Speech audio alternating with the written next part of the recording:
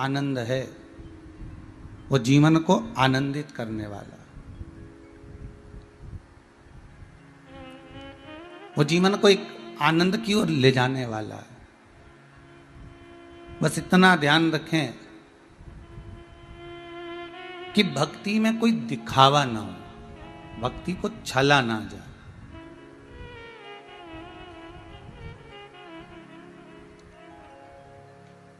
जिस महादेव की कथा को हम श्रवण करने के लिए बैठे हैं, जिन शंकर की कथा को हम श्रवण करने के लिए विराजमान हुए हैं, भगवान भूत अधिपति भूतेश्वर भगवान शंकर,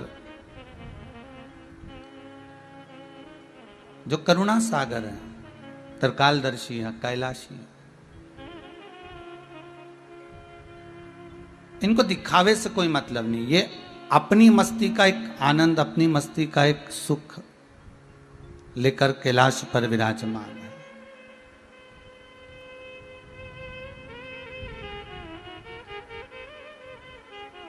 चौबीस 24,000 श्लोक की ये शिव महापुराण की कथा, जिसका एक एक शब्द, एक एक संबोधन हमारे जीवन को एक नई राह प्रशस्त कर देता है, एक मार्ग तक ले जाकर छोड़ देता है।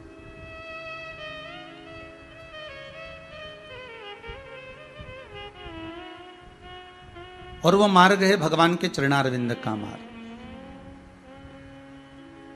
वो मार्ग है भगवान के चरणों का मार्ग, जो एक निश्चितता का भाव प्रदान करता है। आपको पहले की कथा में, इससे पहले जो कथा हुई सोमानी परिवार द्वारा, उसमें वर्णन किया था कि मान लो अगर कोई बिंदु नजर ही ना आए, कोई एक सिरा, एक छोर नजर ना आए, तब हर जगह से जब हताश हो जाएं, हर जगह से जब लगने लगे कि अब कहीं हमारा चित्तवृत्ति मन नहीं लग रहा, तब उस शंकर की शरण में कुछ देर पहुंच जाएं।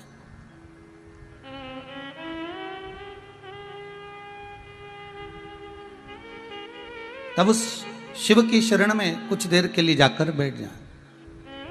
और जब आप शंकर की शरण में जाकर बैठेंगे तो जीवन का एक आनंद अपने आप ही प्राप्त हो जाए।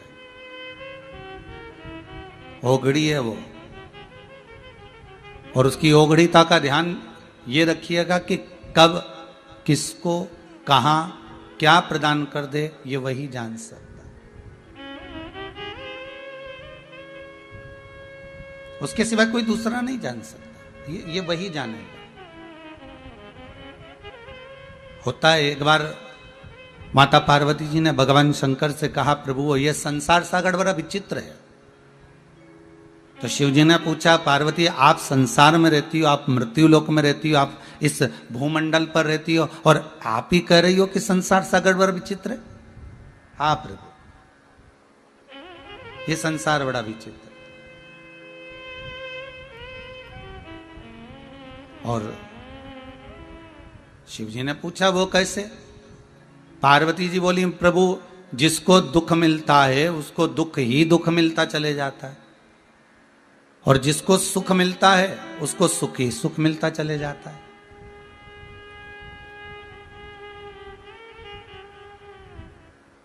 अगर दुख मिला तो दुख मिलता ही चले गया, और सुख यदि मिला तो वो सुख मिलता ही चला गया। मेरा केवल इतना सा निवेदन है भोलेनाथ शंभु, कि अगर किसी ने मान लो दुख झेल लिया, उसको दुख मिल गया, तो फिर उसको उस दुख से थोड़ा सा तो निजात मिलना चाहिए, थोड़ी तो राह मिलना चाहिए। भगवान बोले, पार्वती एक काम करो, तुम मेरे साथ सबसे पहले तो मृत्यु लोक में चलो।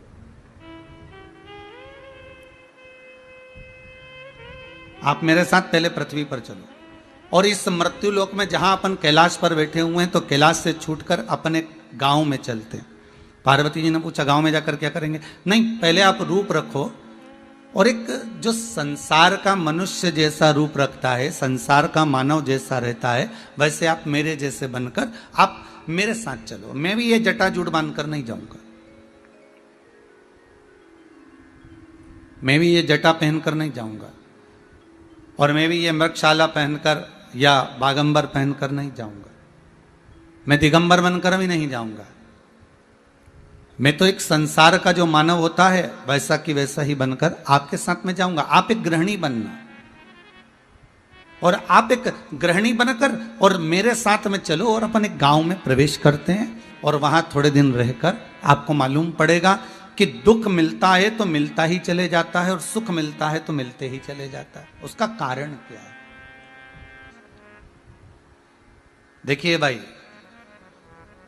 कई लोग प्रश्न करते हैं, महाराज जी भगवान ने अगर दुख दे दिया तो अब थोड़ा सुख भी देना चाहिए, और भगवान ने अगर सुख दे दिया है तो कभी कोई व्यक्ति नहीं कहता कि थोड़ा दुख भी मिलना चाहिए।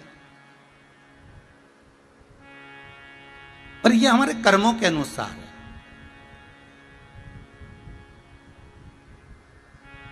अच्छा, कोई डॉक्टर कभी किसी मरीज को जहर लिखता है क्या? दवाई का लिखता हो कि भाई ये जहर है और आपको खाना है? कभी किसी डॉक्टर ने लिखा किसी मरीज को? जब मरीज परेशान हो गया, हद से ज्यादा परेशान हो गया, दवाई खा खा कर, इंजेक्शन लगा लगा कर, गोलियां ले लेकर, पड़ा पड़ा जब हर तरह से हार गया, तो कभी किसी डॉक्टर ने ये कहा कि अब ये जहर लिख देता हूं और खा लेना? पीछा छुड़ाने के लिए कभी कोई डॉक्टर लिखा हो कि अब ये जहर लिख दिया गया है और आप खा लीजिए? नहीं।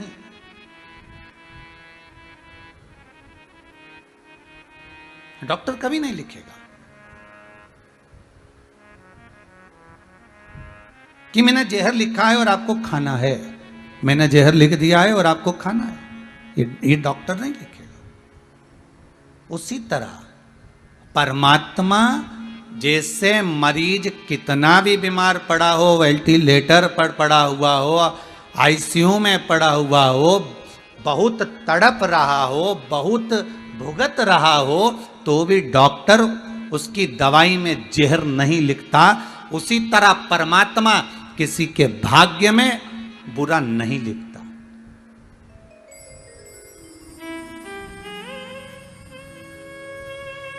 परमात्मा कभी आपके लिए बुरा नहीं लिखेगा। परमात्मा कभी आपके लिए जहर नहीं लिखेगा। ना तो परमात्मा बुरा लिखेगा ना जहर लिखेगा। जैसे डॉक्टर भले कितना भी बीमार है, वेंटिलेटर पर पड़ा है, आईसीयू में पड़ा हुआ है, अंतिम सांसें गिन रहा है, भले वो तड़प रहा है, कुछ भी कर रहा है, पर उसके लिए ये नहीं लिखा जाएगा, डॉक्टर कभी उसके लिए जहर नहीं लिखेगा। उसी तरह हमारा परमात्मा हमारे लिए कभी बुरा नहीं लिखता। हमारा परमात्मा हमारे लिए कभी बुरा सोचता भी नहीं है।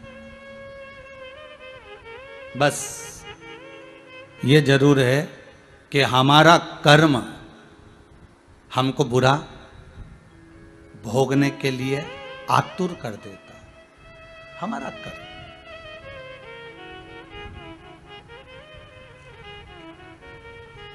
उसने नहीं लिखा बुरा, पर हमको भोगना है। उसने बुरा नहीं लिखा है। वो दुनिया का सबसे बड़ा डॉक्टर है, देवाधिदेव महादेव। जब अपने ससुर को बकरे का मुख लगा सकते हैं, अपने पुत्र को जब हाथी का चेहरा लगा सकते हैं, संपूर्ण विश्व का कल्याण करने वाला वो देवाधिदेव महादेव, संपूर्ण आनंद देने वाला प्रथम डॉक्टर है। वो पहला, कोई दूसरा नहीं, प्रथम। एक डॉक्टर जब अपने मरीज को जहर नहीं लिख सकता, तो वो परमात्मा भी अपने भक्त को, परमात्मा कभी अपने को या संसार के किसी मानव को परमात्मा जब जन्म देता है तो उसको दुख नहीं लिखता, उसको दुख नहीं लिखा।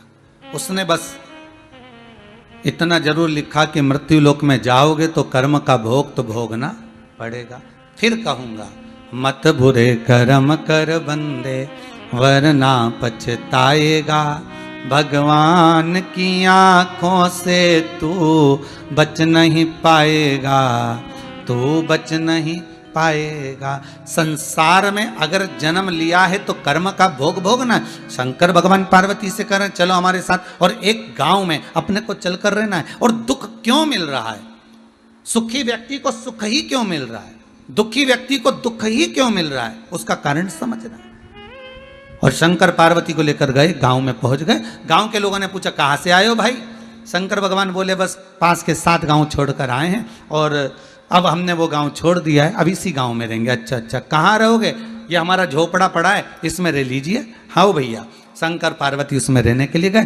पार्वती जी बोली खाएंगे क्या? शंकर भगवान बोले मैं भोजन की व्यवस्था करता हूं, तू जब तक भोजन बनाने की व्यवस्था कर ले।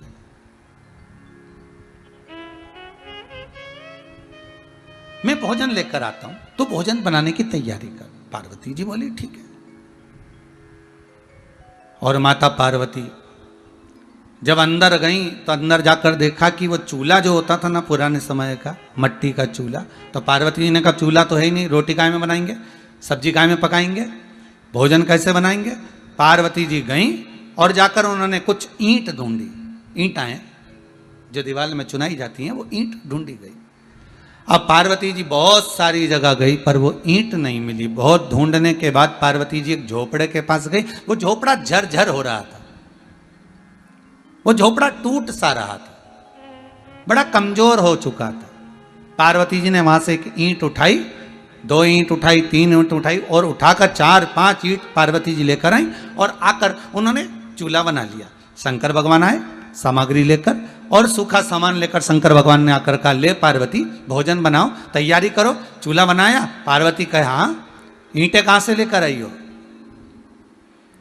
पार्वती जी ने कहा वो एक मकान था ना, वो झरझर हो रहा था। एक मकान जो था ना वो टूट रहा था। एक मकान बड़ा कमजोर सा हो गया था।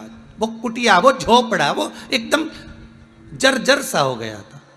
उसकी ईंटें निकल रही थी तो मैंने सोचा 4-6 ईंट इसी में से निकाल कर ले जाऊं। दूसरे के मकान की ईंट में लेकर आ गई और मैंने चूल्हा बना दिया।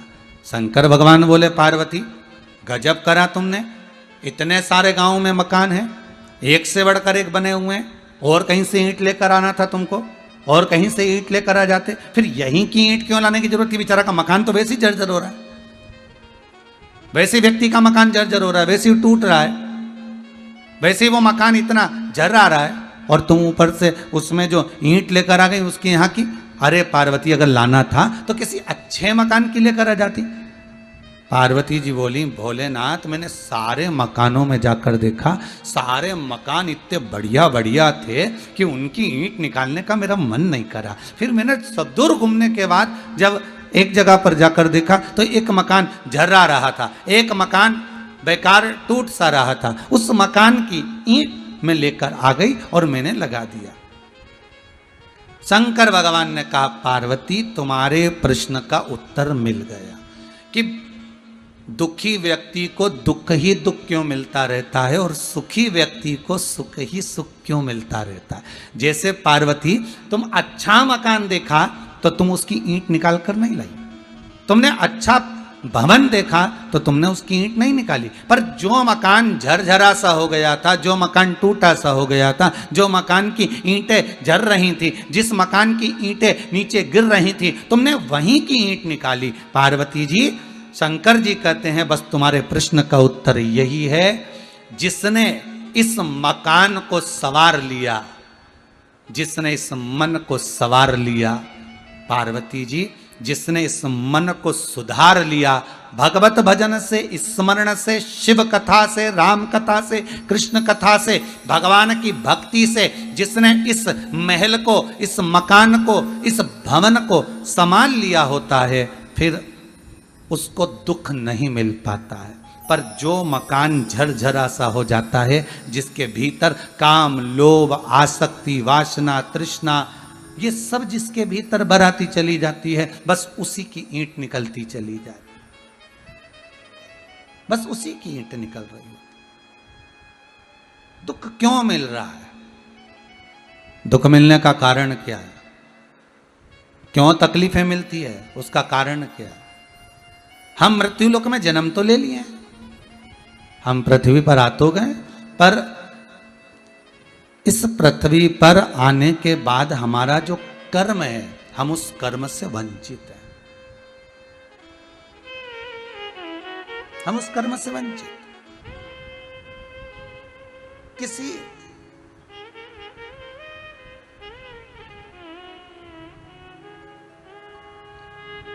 एक व्यक्ति ने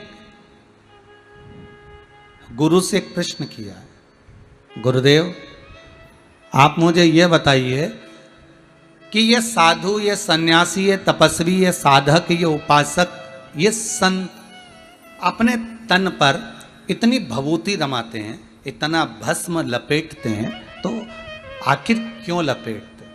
उसका कारण क्या है?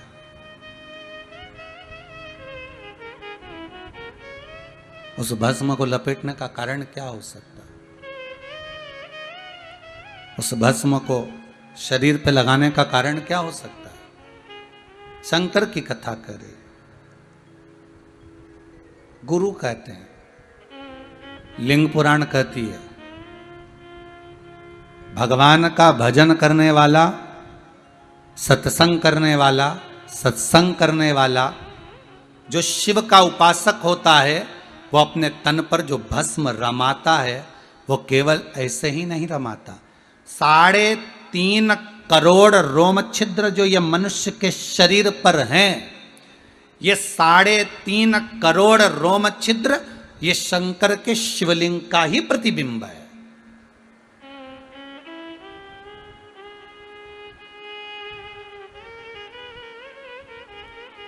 और भस्म लगाकर देखिए, भस्म रमाकर पूरे शरीर पर, ये उन 3.5 करोड़ रोम छिद्र में जो शिव बसा हुआ है, उस शंकर को भस्म का लेपन करता है। भस्म का ये जो 3.5 करोड़ रोम छिद्र है, ये काय के लिए दिए हैं? केवल स्मरण करने के लिए। एक दिन में 3.5 करोड़ बार भगवान का नाम आपके मुख से निकलना चाहिए। क्यों संत कहते हैं कि कथा में जाकर बैठो? क्यों कहते हैं कि आस्था चैनल पर कथा आ रही है, फेसबुक यूट्यूब पर कथा चल रही है, अपना मोबाइल लेकर उस कथा का स्मरण करो? क्यों कहा जाता है कि चैनल के सामने बैठकर कथा का रसतत्व ग्रहण करो? क्यों कहते हैं कि कथा को सुनो? उसका कारण क्या होता है? 3 घंटे में, 2.5 घंटे में, 2 घंटे में, 1 घंटे में, आधा घंटे में तुम जितनी देर का सत्संग करते हो, उतनी देर तक जो भगवान की चर्चा होती जाती है, भगवान का स्मरण होता चले जाता है, भगवत नाम का जाप होते चले जाता है, उतना जितने शब्द सत्संग में निकलते चले जाते हैं, स्मरण में निकलते जाते हैं, जितने शब्द निकलते चले जाते हैं, उतने ही हमारे ये रोम छिद्रों में भगवान की भक्ति का प्रतिबिंब इकट्ठा होते चले जाता है, एकाग्रित होते चले जाता है।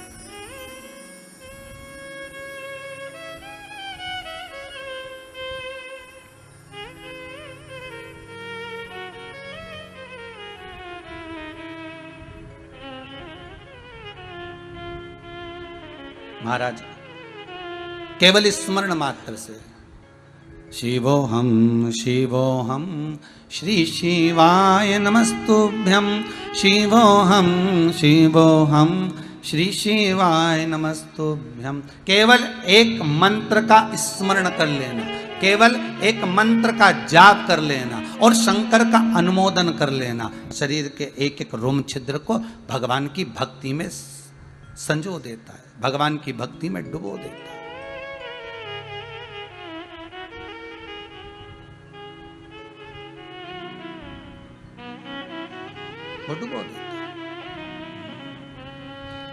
श्री शिवाय नमस्तुभ्यं, श्री शिवाय नमस्तुभ्यं, श्री शिवाय नमस्तुभ्यं, श्री शिवाय नमस्तुभ्यं, श्री शिवाय नमस्तुभ्यं, श्री शिवाय नमस्तुभ्यं, श्री शिवाय नमस्तुभ्यं, श्री शिवाय नमस्तुभ्यं, श्री शिवाय नमस्तुभ्यं, श्री शिवाय नमस्तुभ्यं, श्री शिवाय नमस्तुभ्यं, श्री शिवाय नमस्तुभ्यं, श्री शिवाय नमस्तुभ्यं। सब गाइए।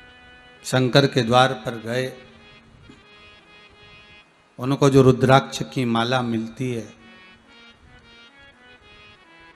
उस रुद्राक्ष की माला को भूमि पर पटक कर भगवान विष्णु के यहां चले जाते हैं। देखिएगा जरा, और ये रुद्राक्ष कोई साधारण नहीं है। रुद्राक्ष कोई साधारण नहीं है। जिस रुद्राक्ष को भगवान शंकर ने दिया है, जिस रुद्राक्ष को भगवान शंकर ने देवऋषि नारद को पहनाया है, वो रुद्राक्ष साधारण नहीं हो सकता।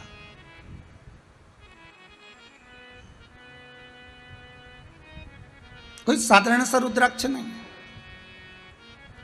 शिव जी के शरीर पर शंकर भगवान का जो स्मरण है, शिव महापुराण का जो रस तत्व है, एक मस्तक पर भस्म का तिलक, मुख में पंचाक्षर मंत्र, त्र्यंबक मंत्र, महामृत्युंजय मंत्र, या श्री शिवाय नमस्तुभ्यम का मंत्र, या श्री शिव का मंत्र, और तीसरा गले में रुद्राक्ष।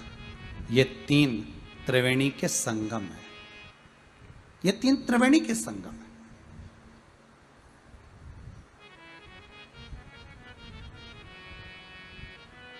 एक मस्तक पर त्रिपुंड हो, दूसरा मुख पर भगवान का नाम हो, और तीसरा गले में रुद्राक्ष। अगर आप शिव के उपासक हो तो रुद्राक्ष धारण कर लो, मना नहीं। कई लोग कहते हैं क्या तुलसी की माला के साथ में रुद्राक्ष पहन सकते? क्यों नहीं पहन सकते?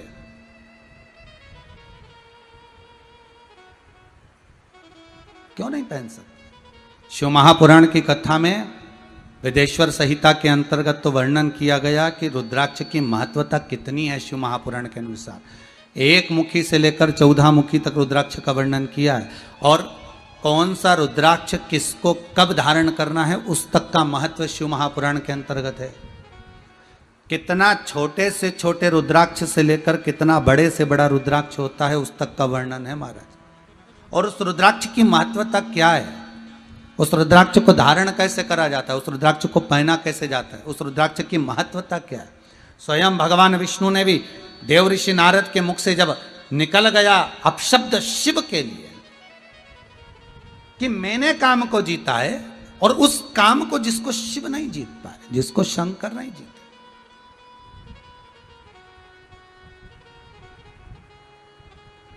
जिसको देव अधिदेव महादेव ने नहीं जीता, उसको मैंने जीता है।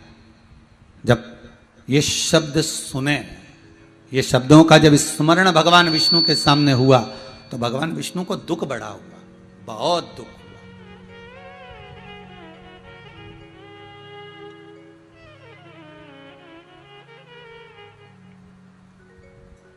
तीन पाप कर्म ऐसे हैं जिनका कभी प्रायश्चित नहीं है, जिनका कोई प्रायश्चित नहीं। 3 पाप।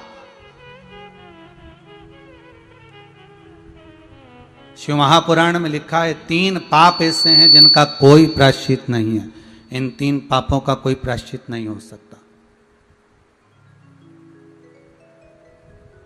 इन 3 पापों का कोई प्रायश्चित नहीं। पहला कहा शंकर की निंदा, यह पहला पाप है, शिव की निंदा करना।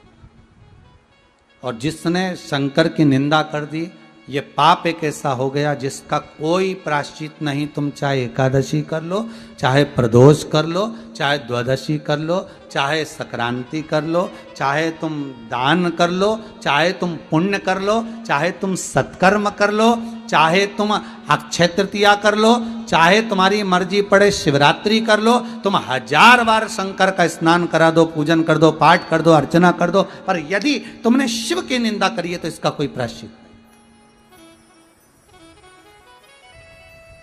करोड़ों का भले तुम दान कर लो, पर शिव की निंदा अगर करी है तो इसका कोई प्रायश्चित नहीं। दूसरा, शंकर के उपासक, शंकर के भगत, शंकर की आराधना करने वाले की निंदा, यह भी शिव को प्रिय नहीं, यह भी शंकर को प्रिय। दूसरा पाप ऐसा है इसका भी कोई प्रायश्चित नहीं। शिव का अगर कोई भगत है, शंकर का यदि कोई अनुमोदन करने वाला है, शंकर का कोई स्मरण करने वाला है, शंकर के नाम में अगर कोई डूबने वाला है, शिव की भक्ति को अगर कोई धारण करने वाला है, शंकर के स्मरण में अगर कोई डूबा हुआ है, शंकर के अनुमोदन में कोई डूबा हुआ है और उसकी अगर कोई निंदा करे तो भी उसका कोई प्रायश्चित नहीं है। आप हजारों दान कर लो, हजारों पुण्य कर लो, सत्कर्म कर लो, भजन कर लो, कीर्तन कर लो, नाम जाप कर लो, तुमसे मर्जी पड़े उतना तुम पुण्य कर लो तो भी उसका प्रायश्चित नहीं हो सकता। और तीसरा, शंकर के लिए धन एकाग्रित कर कर अपने ऊपर खर्च करने वाला भी उसका कोई प्रायश्चित नहीं। शिव के नाम से, शंकर के अनुमोदन से, शंकर के स्मरण से धन को एकाग्रित कर लिया, शंकर के नाम से धन को इकट्ठा कर लिया और उस धन को अपने परिवार पर खर्च कर रहे हो तो उसका कोई प्रायश्चित नहीं है। उसका पाप कर्म का भोग मनुष्य को कई जन्म लेकर भोगना ही पड़ता, कई जन्म लेकर, ना जाने कितने कितने जन्म लेकर मनुष्य भोगता है, वो भोगेगा। देवऋषि नारद ने निंदा कर दी, किसकी करी है? शंकर की। एक निवेदन आप सबसे रहा है जीवन में, शिव महापुराण के अंतर्गत बार बार आपसे निवेदन करते हैं, आपको मंदिर नहीं जाना मत जाओ, आपको कथा नहीं सुनना मत सुनो, आपको शंकर का अनुमोदन नहीं करना मत करो, पर शिव की या शंकर के कोई भगत की या शिव मंदिर की कभी निंदा ना करें,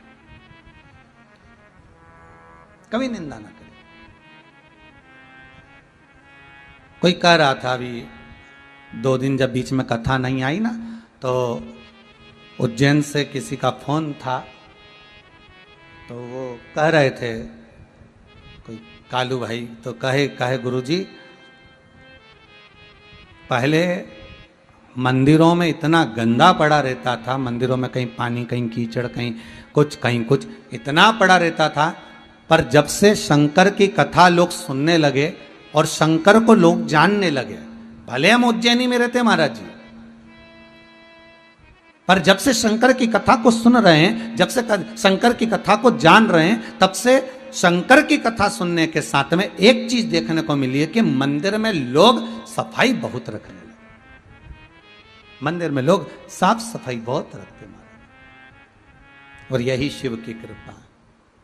पहले भी कहा, आज फिर कहते हैं, जाओ जल हो चढ़ाओ, नहीं हो बेलपत्र चढ़ा दो, बेलपत्र नहीं हो फूल चढ़ा दो, फूल नहीं हो किसी मंदिर में आप जा रहे हो तो किसी वृक्ष की पत्तियां तोड़कर चढ़ा दो, वो भी नहीं है 3 बार ताली बजा दो, इतना भी ना बने तो बम बम भोलेनाथ बोल दो, इतना भी ना बने शंकर का मंदिर का शिखर का दर्शन कर लो, शिखर दर्शनम सर्व पाप नाशनम, इतना भी नहीं कर सकते तो मंदिर में जाकर थोड़ी सी झाड़ू, थोड़ा सा पोछा, थोड़ा सा सफाई कर कर आ जाओ, यह भी शिव की आराधना ही है,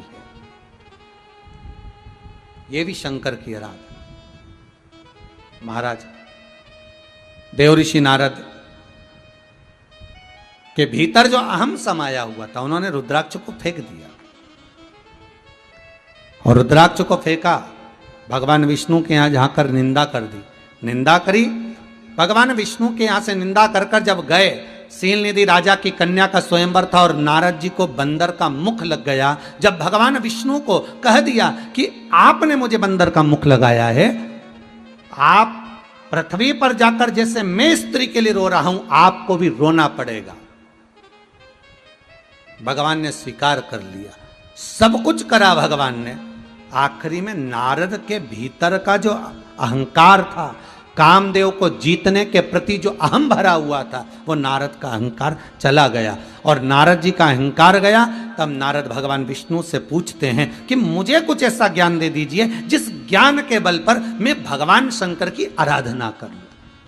तो शिव जी का सबसे पहला शब्द था कि सबसे पहले तुम गले में रुद्राक्ष की माला धारण करो। सबसे पहला शब्द था भगवान विष्णु का। और बड़ी प्रसन्नता की बात है साहब, जब कुबेरेश्वर धाम में रुद्राक्ष महोत्सव किया गया, सभी को रुद्राक्ष वितरण किए गए। कई लोगों ने फोन कर कर कहा गुरुदेव ऐसी कृपा रही कि घर में रुद्राक्ष रखा हुआ था तो रोग से हम बचे रहे, इस कोरोना महामारी में हम थोड़े सचेत रहे, बचे रहे।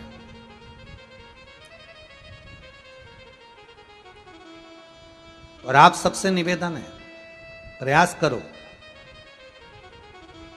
कम से कम आधा घंटा नहीं तो 15 मिनट नहीं तो 10 मिनट घर के सभी सदस्य एक जगह बैठ कर श्री शिवाय नमस्तुभ्यम, श्री शिवाय नमस्तुभ्यम, श्री शिवाय नमस्तुभ्यम, श्री शिवाय नमस्तुभ्यम, कम से कम 10 मिनट, 5 मिनट, 15 मिनट बैठकर भगवान शंकर का अनुमोदन करो।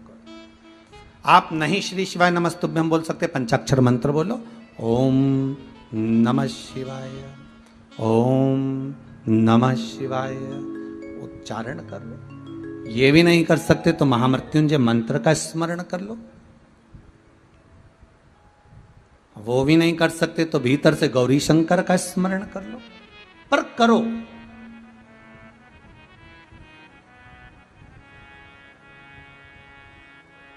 भगवान शिव का स्मरण होना चाहिए।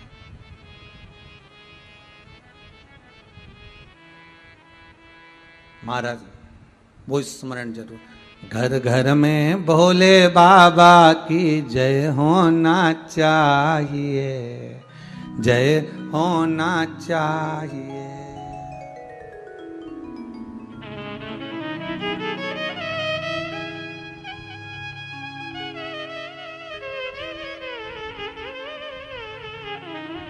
घर घर में भोले बाबा की जय होना चाहिए, जय होना चाहिए। घर घर में भोले बाबा की जय होना चाहिए, जय होना चाहिए। घर घर में भोले बाबा की जय होना चाहिए, जय होना चाहिए। घर घर में भोले बाबा की जय होना चाहिए, जय होना चाहिए। जय होना चाहिए, जय होना चाहिए, जय होना चाहिए। सब गाइए। जय होना चाहिए।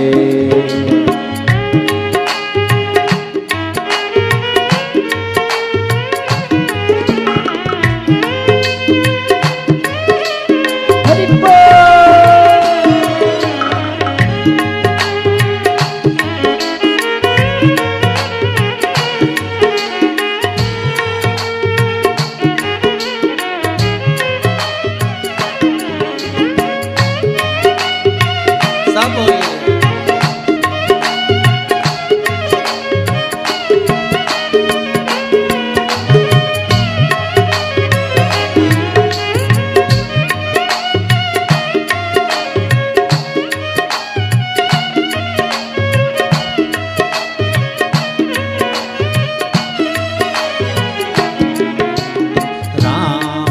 अवतार लिया रावण को मार दिया, राम अवतार लिया रावण को मार दिया। राम ने अवतार लिया रावण को मार दिया, राम ने अवतार लिया रावण को मार दिया। वो रावण मारन वाले की, वो रावण मारने वाले की जय होना चाहिए, जय होना चाहिए, जय होना चाहिए, जय होना चाहिए।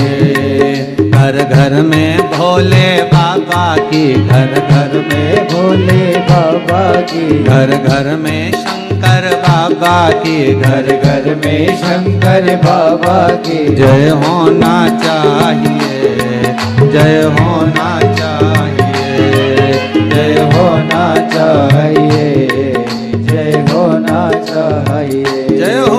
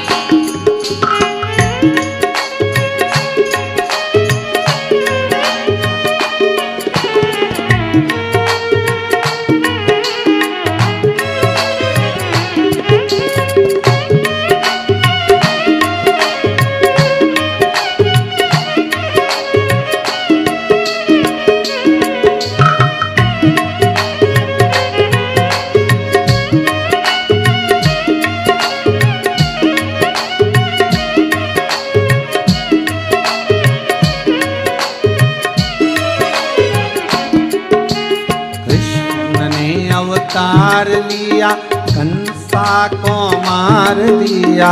कृष्ण ने अवतार लिया, कंस को मार दिया। कृष्ण ने अवतार लिया, कंसा को मार दिया। कृष्ण ने अवतार लिया, कंसा को मार दिया। कंस मारन वाले की वो, कंस मारने वाले की जय होना चाहिए, जय हो। जय होना चाहिए, जय होना चाहिए, जय होना चाहिए। घर घर में भोले बाबा की, घर घर में भोले बाबा की, घर घर में शंभो बाबा की, घर घर में शंभो बाबा की जय होना चाहिए, जय होना चाहिए, जय होना चाहिए, जय होना चाहिए। जय होना चाहिए, जय होना चाहिए, जय होना चाहिए, जय होना चाहिए।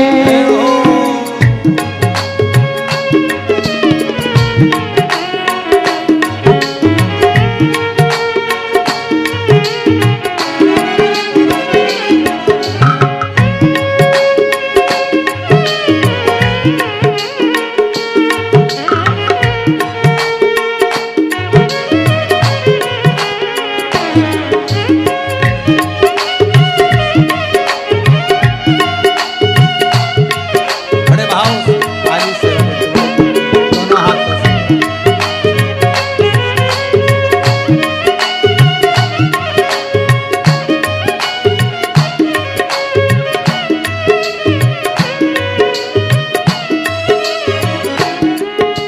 नरसिंह अवतार लिया, हिरण्यकश्यप मार दिया। नरसिंह अवतार लिया, हिरण्यकश्यप मार दिया। नरसिंह अवतार लिया, हिरण्यकश्यप मार दिया। नरसिंह अवतार लिया, हिरण्यकश्यप मार दिया। हिरण्यकश्यप मारन कश्यप मारने वाले को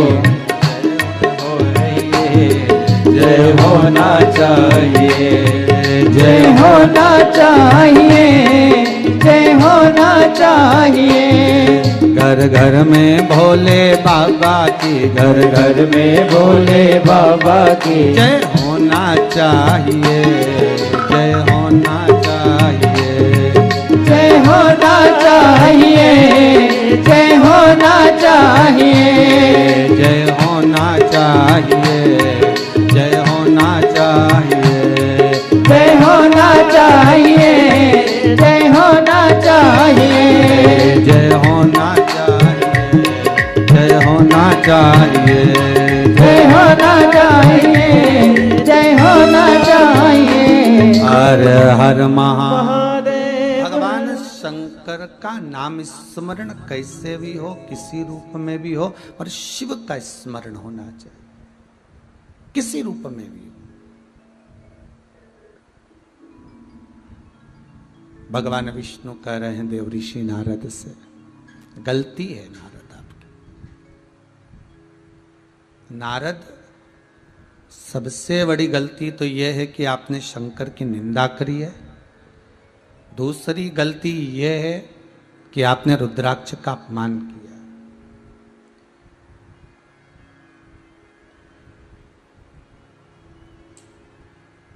कई माताएं कहती हैं, गुरुजी हमने तो सुना है कि स्त्रियां रुद्राक्ष नहीं पहन सकती हैं। कहां लिखा है? कौन सी जगह लिखा है कि नारी स्त्री रुद्राक्ष नहीं पहन सकती?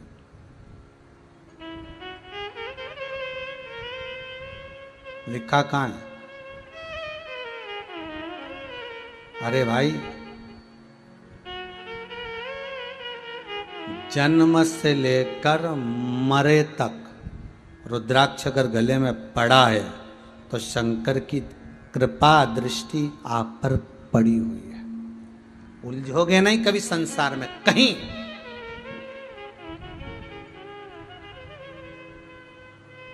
चलो अच्छा, एक भाव लिखकर रख लीजिए।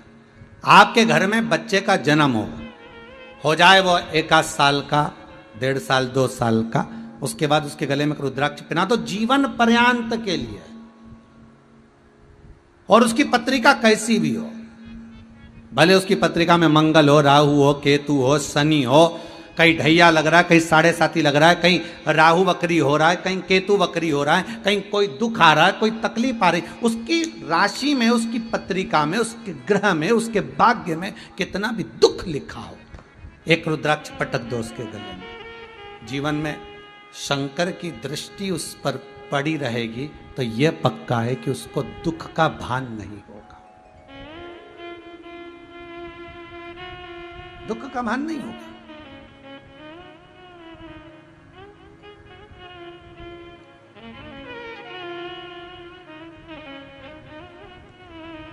जैसे एक पुलिस वाले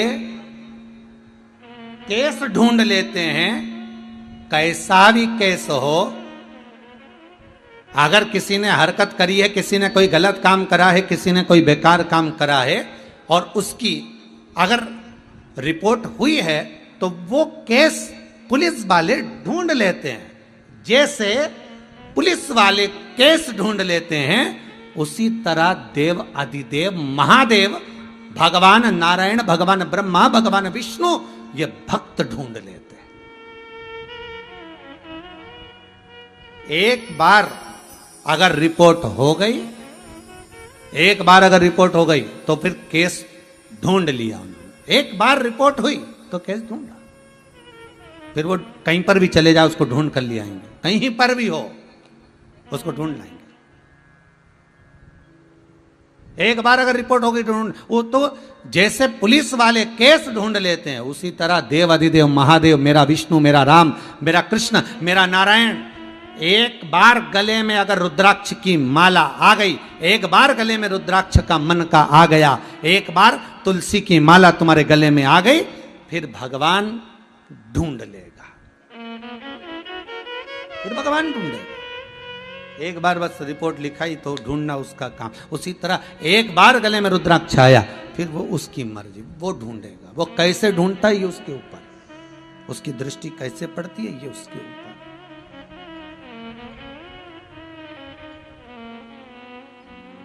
तुमने गलती करी नारद, तुमने गलती करी है, और वो गलती सबसे बड़ी ये है कि तुमने गलती यह करी है कि नारद, वो रुद्राक्ष की माला को तुम जमीन पर, भूमि पर पटक कर आ गए, वो सबसे बड़ी गलती है। उस माला का तुमने अपमान करा, और अपमान माला का नहीं, अपमान रुद्राक्ष का हुआ। रुद्राक्ष कौन? शिव। ये बस पंचाक्षर मंत्र और ये रुद्राक्ष, ये शंकर ही तो है, शिव ही तो है, दूसरा है कहां? आप जितने लोग कथा सुन रहे हो, जहां जहां बैठकर कथा सुन रहे हो, चाहे सोफे पर बैठे हो, पलंग पर बैठे हो, कुर्सी पर बैठे हो, जमीन पर बैठे हो, जहां बैठकर कथा का रस आस्वादन कर रहे हो, आपसे केवल एक निवेदन, अपने जीवन में अगर दुख आ रहा है, तकलीफ आ रही, कष्ट आ रहा है, परेशानी आ रही है, धारण करिए। मस्तक पर भस्म का त्रिपुंड हो, गले में रुद्राक्ष का एक मन का, अगर पूरी माला भी नहीं हो तो एक मन का,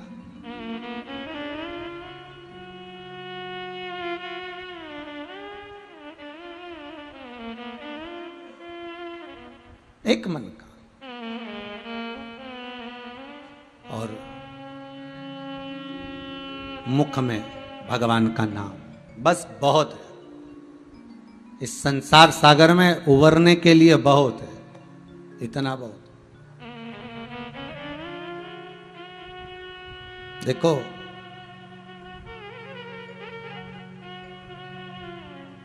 जन्म से लेकर मृत्यु तक शिव महापुराण की कथा कहती है, अगर कोई मर भी गया है और उसके गले में अगर रुद्राक्ष का मन का है, रुद्राक्ष की माला है, पड़े रहने दो, उतारना नहीं है,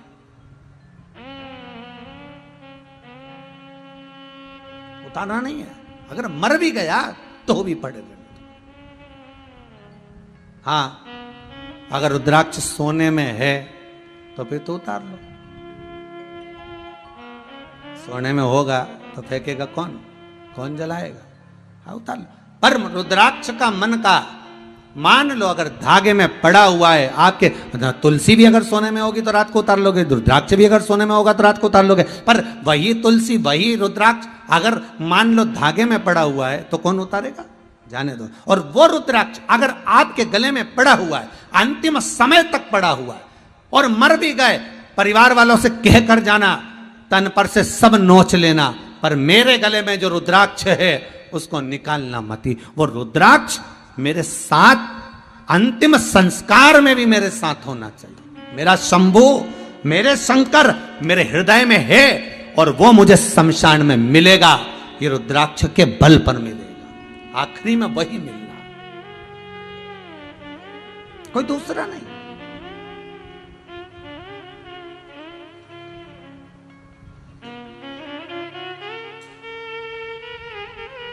महाराज, जब भी जन्म मिलेगा सेवा करेंगे तेरे,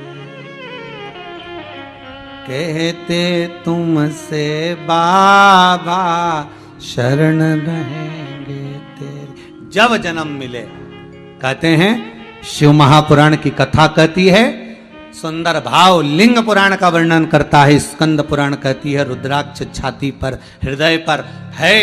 और अंतिम संस्कार भी अगर हो गया है, वो रुद्राक्ष का बल इतना प्रबल होगा कि मृत्यु लोक से छुड़ा देगा, फिर परमात्मा के धाम में पहुंचा देगा, फिर जन्म नहीं होने देगा। वो रुद्राक्ष की महत्व बताए। रुद्राक्ष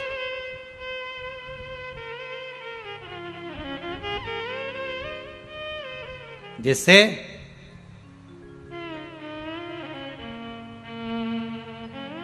एक चक्षु नरियल, एकाक्षु नरियल, श्रीफल, त्रिचक्षु एक चक्षु। श्रीफल देखा होगा नारियल, नारियल में पीछे की ओर जहां से जटा होती है और पकड़ के जहां से फोड़ते नारियल को, उस जटा के पास में 3 छिद्र होते हैं। शंकर भगवान को पूर्णता में देने वाला और शंकर भगवान के द्वारा संकट हरने वाला एक फल, वो कहलाता श्रीफल।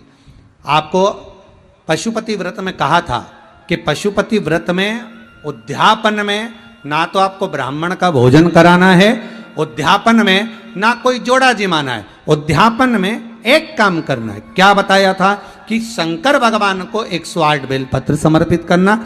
जब पशुपति व्रत आपके पूर्ण हो जाए, 5 सोमवार पूरे हो जाए, 108 बेलपत्र समर्पित कर देना। बेलपत्र नहीं हो तो 108 चावल के दाने समर्पित कर देना। वो ना बने 108 सफेद फूल समर्पित कर देना। 108 सफेद फूल भी नहीं हो, मूंग समर्पित कर देना। जो तुम्हारे पास में हो 108 वो समर्पित कर देना। और फिर एक श्रीफल नारियल लेना, उस पे 11 रुपए रखकर शंकर जी के मंदिर में शिव जी को समर्पित कर देना। ये उद्यापन हो गया पशुपति व्रत का। उस श्रीफल में, उस फल में, उस नारियल में 3 नेत्र होते हैं।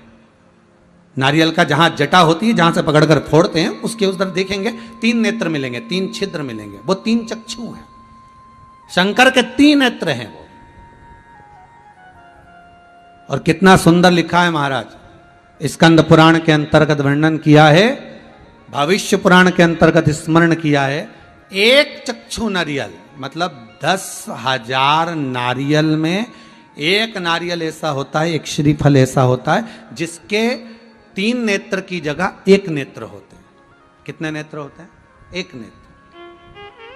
जितने भाई बहन सुन रहे हैं बड़े ध्यान से सुनना महाराज। श्रीफल जो नारियल आप कलश पे रखते हो, जो नारियल आप मंदिर में ले जाते हो, पूजन करते हो, तो 3 चक्षु नारियल, 3 नेत्र वाला नारियल, अर्थात नारियल की जहां जटा होती है वहां उसके 3 नेत्र होते हैं, 3 चक्षु होते हैं। और 1 चक्षु वाला, 1 नेत्र वाला 10 से 15,000 श्रीफल में, नारियल में एक नारियल ऐसा होता है जिसका 1 नेत्र होता है, उसमें 3 नेत्र नहीं होते, एक चक्षु होता। तो महाराज शिव पुराण कहती है स्कंद पुराण कह रही है कि एक चक्षु जो नारियल होता है उसको शुक्रवार का जब प्रदोष पड़े, जिसको कहते हैं शुक्र प्रदोष। कौन सा प्रदोष होना चाहिए? शुक्रवार का प्रदोष। तो शुक्रवार के प्रदोष वाले दिन उस नारियल को एक बेलपत्री के साथ में महाराज अंदर तिजोरी में या अलमारी में या आपकी जहाँ बरकत होती है, दुकान का जहाँ व्यापार व्यवसाय चलता है, अलमारी होती है या गुल्लक होती है या तिजोरी होती है या अलमारी होती है, उसमें उसको रख दिया जाता है। कब रखना है? शुक्रवार का प्रदोष के दिन। और शुक्र प्रदोष के दिन उसको रखने के बाद में दूसरा दिन अर्थात शुक्र प्रदोष के दिन रख दो और शनिवार के दिन उसको निकाल लो। और निकालने के बाद उसको पूरे घर में घुमाने के बाद में श्री गणेश जी के मंदिर में, जो भी तुम्हारे घर में, तुम्हारे गांव में, तुम्हारे नगर में जो गणेश जी का मंदिर हो, उस मंदिर में ले जाकर उसको रखी आइए।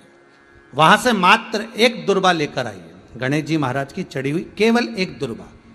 और उस दुर्बा को दरवाजे की देहली पर छुलाकर उस दुर्बा को अपनी अलमारी में, अपनी तिजोरी में उसी दिन रख दो जिस दिन लेकर आयो महाराज। कभी जिंदगी में लक्ष्मी की कमी नहीं आ सकती, पर होना चाहिए एक चक्षु नारियल। कभी संपदा की कमी नहीं आ सकती, कभी आपको नीचे की ओर नहीं जा सकते, आप उन्नति की सीढ़ी पर ही चढ़ोगे, अग्रण्य ही बढ़ो, आगे ही बढ़ो।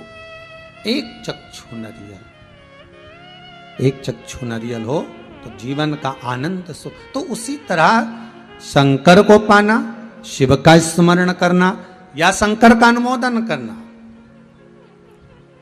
पहले की कथा में, सुमानी जी वाली कथा में भी कहा था, शिव महापुराण अगर आप सुन रहे हो, आपकी चित्त वृत्ति में अगर शंकर की कथा आ गई और वो शिव पुराण आपके भीतर अगर पहुंच रही है, तो आप इस शिव पुराण का जगत में कह भी सकते हो कि शंकर की वो कथा में हमने ये सुना है और उससे ये फल है, उसका ये आनंद है, उसको श्रवण करो।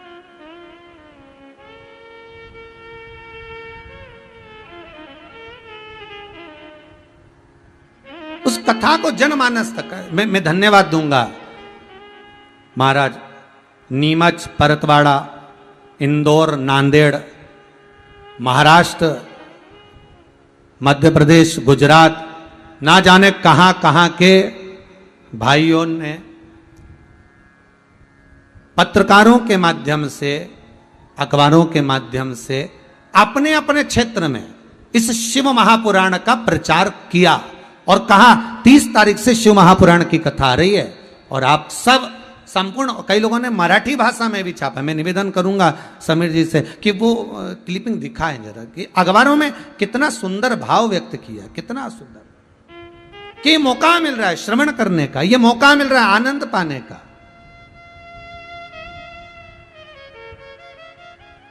और इन सारे अखबार वालों को और जितने मीडिया वाले, इन सबको साधुवादता है मेरी, बहुत बहुत धन्यवाद, बहुत बहुत साधुवाद।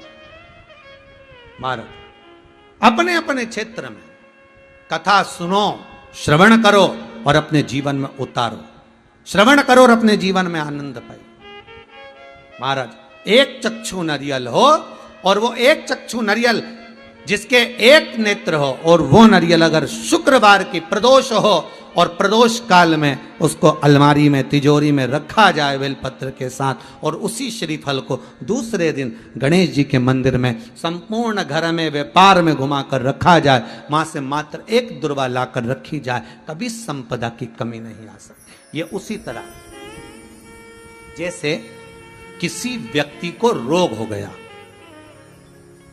और बहुत रोग होने के बाद दवाई चल रही है, औषधि चल रही है, पर रोग समाप्त नहीं हो रहा, तो ये एक चक्षु जो नारियल होता है, इस एक चक्षु नारियल की जो जटा होती है, इस जटा को निकालकर इसको जलाकर, इसकी राख तैयार कर कर, इसकी भस्म बनाकर शंकर भगवान पर भौम प्रदोष के दिन, सोमवार की प्रदोष पड़ने वाले दिन अगर शिव जी के शिवलिंग का लेपन करा जाता है, तो कहते हैं उस लेपन का थोड़ा सा भाग, थोड़ी सी भस्म लाकर बीमार व्यक्ति के हृदय पर लगा दी जाती है, तो वो रोग से मुक्त होता है, उसको रोग नहीं घेरता।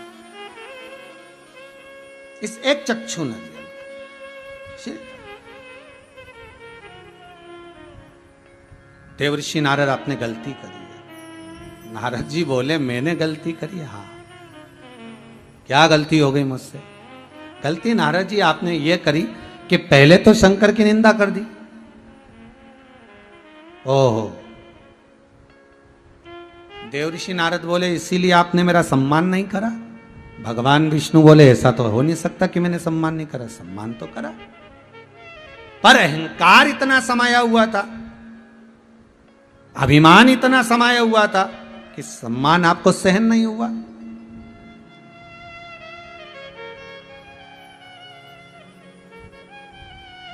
सम्मान सहन नहीं हुआ।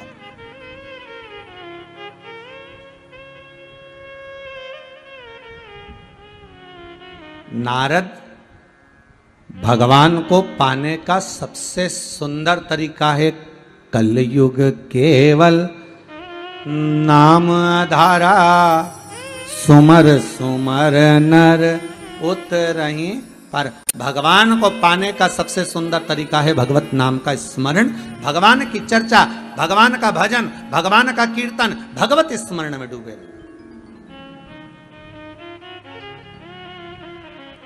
आज जमशेदपुर में बैठकर सिन्हा परिवार अगर कथा का रसास्वादन करा रहा है, पूरा सिन्हा परिवार, फिर कहूंगा एक पीढ़ी नहीं 7 पीढ़ी नहीं, उज्जैनी में ऋण मुक्तेश्वर महादेव की दीवार पर बड़ा बड़ा पत्थर से खुदा हुआ लिखा है कि शंकर की शिव महापुराण की कथा, शंकर की कथा 71 पीढ़ी को तार देती है, एक पीढ़ी नहीं। ना जाने कितनों को। और आप जितने लोग श्रवण कर रहे हैं, जितने लोग इस कथा को सुन रहे हैं, धन्यवाद आपको, बहुत बहुत साधुवाद जो आप इस कथा को अपने हृदय में उतार रहे हो। ना जाने कितनी पीढ़ी को तार रहे हो। ये कृपा है, ये करुणा है उस विश्वनाथ की।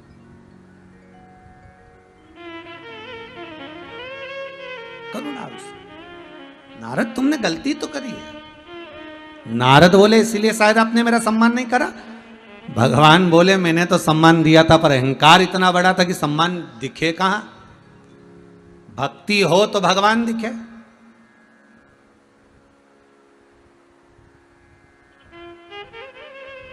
पहले रेलवे स्टेशन जाते थे ना, तो स्टेशन पे वजन तोलने की मशीन लगी थी। आप लोगों ने देखी होगी जितने लोग कथा सुन रहे हो। स्टेशन पे, पहले बस स्टैंड पे, रेलवे स्टेशन पर वजन तोलने की मशीन लगी होती थी। उस पे चढ़ो, 5 रुपया 1 रुपया जो कलदार होता था वो उसके अंदर डालो तो एक स्लिप निकल के आती थी। इतना बड़ा कल्ली सी एक टिकट जैसी स्लिप आती थी। उसमें लिखा रहता था 55 किलो, 60 किलो, जो जितने किलो का होगा उतने किलो की निकली।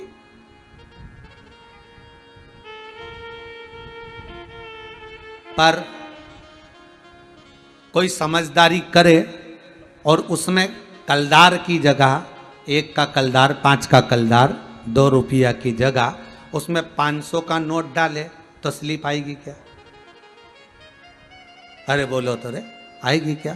जितने बैठे हो टीवी के सामने, स्टेशन पर तुम वजन तुलवा रहे हो, पहले एक मशीन लगी होती थी, उस मशीन पे चढ़ो और एक कलदार उसमें डाला तो उसमें से निकाल, जितने किलो के तुम होगे उतना किलो लिखा आ जाएगा। 60 kilo, 50 kilo, 55 kilo, 30 kilo, 40 kilo, जितने की उतने। तो अब तुम एक प्रयास करना कि उसमें 1 रुपए की जगह, 5 रुपए की जगह 500 का नोट डालकर देखना, स्लिप आएगी क्या? नहीं,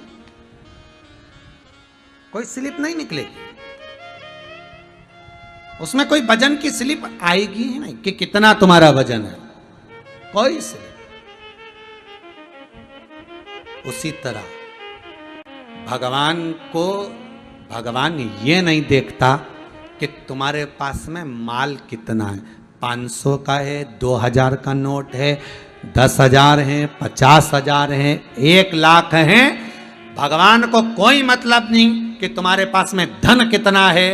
भगवान तो ये देखता है कि एकाकार अर्थात एक नाम भगवान का, वो एक क्वाइन, सिक्का अर्थात भगवत स्मरण कितना है, बस वो सिक्का ही भजन बता देता है।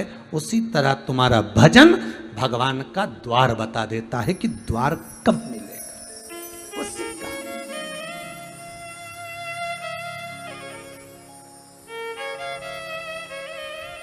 मात्र एक सिक्का वो दिखा देता।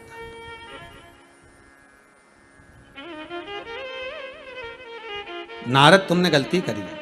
नारद जी बोले मैंने गलती, हाँ आपने मेरा सम्मान नहीं, भगवान बोले सम्मान तो किया था पर अहंकार के कारण सम्मान नहीं दिखा, वो सम्मान नजर नहीं आया आपको।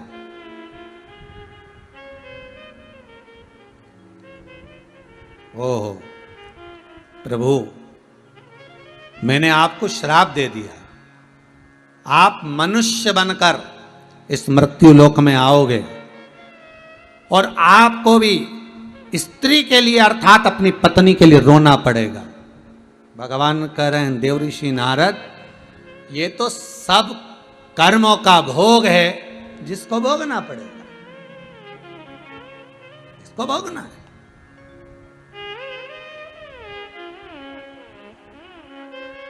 ये कर्मों का भोग है, ये हमारे मस्तक पर हमारे सिर पर ये ऋण है जिसे चुकाना पड़ेगा। एक ऋण तो मेरे राम जी के मस्तक पर भी था जो उनको कृष्ण अवतार में आकर चुकाना पड़ा।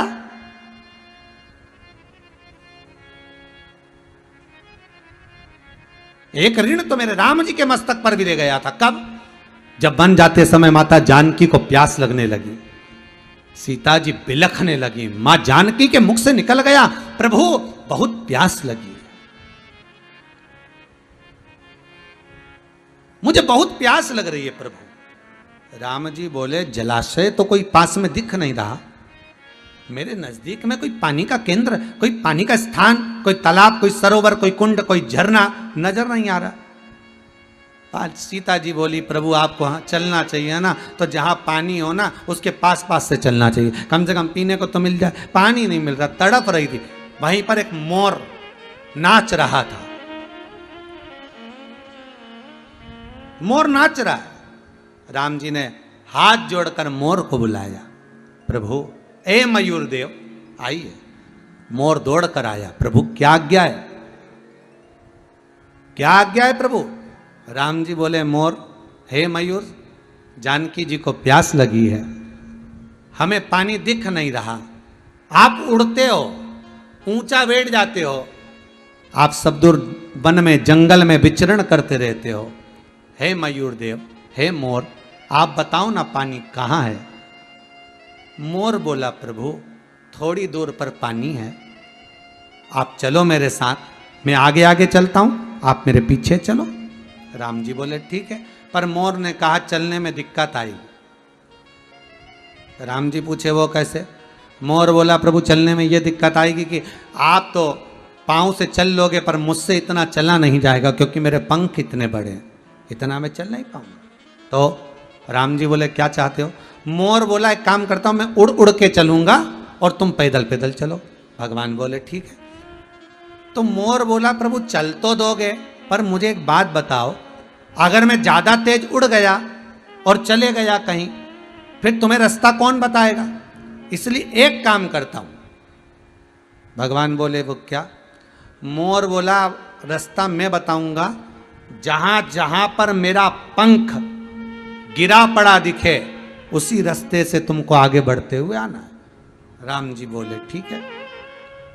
मोर चलता गया, उड़ता गया, पंख गिरते गए, राम जी चलते गए। राम जी के मन में आया मेरे पिता श्री दशरथ जी महाराज और मेरे गुरु बाबा ने बताया था कि मोर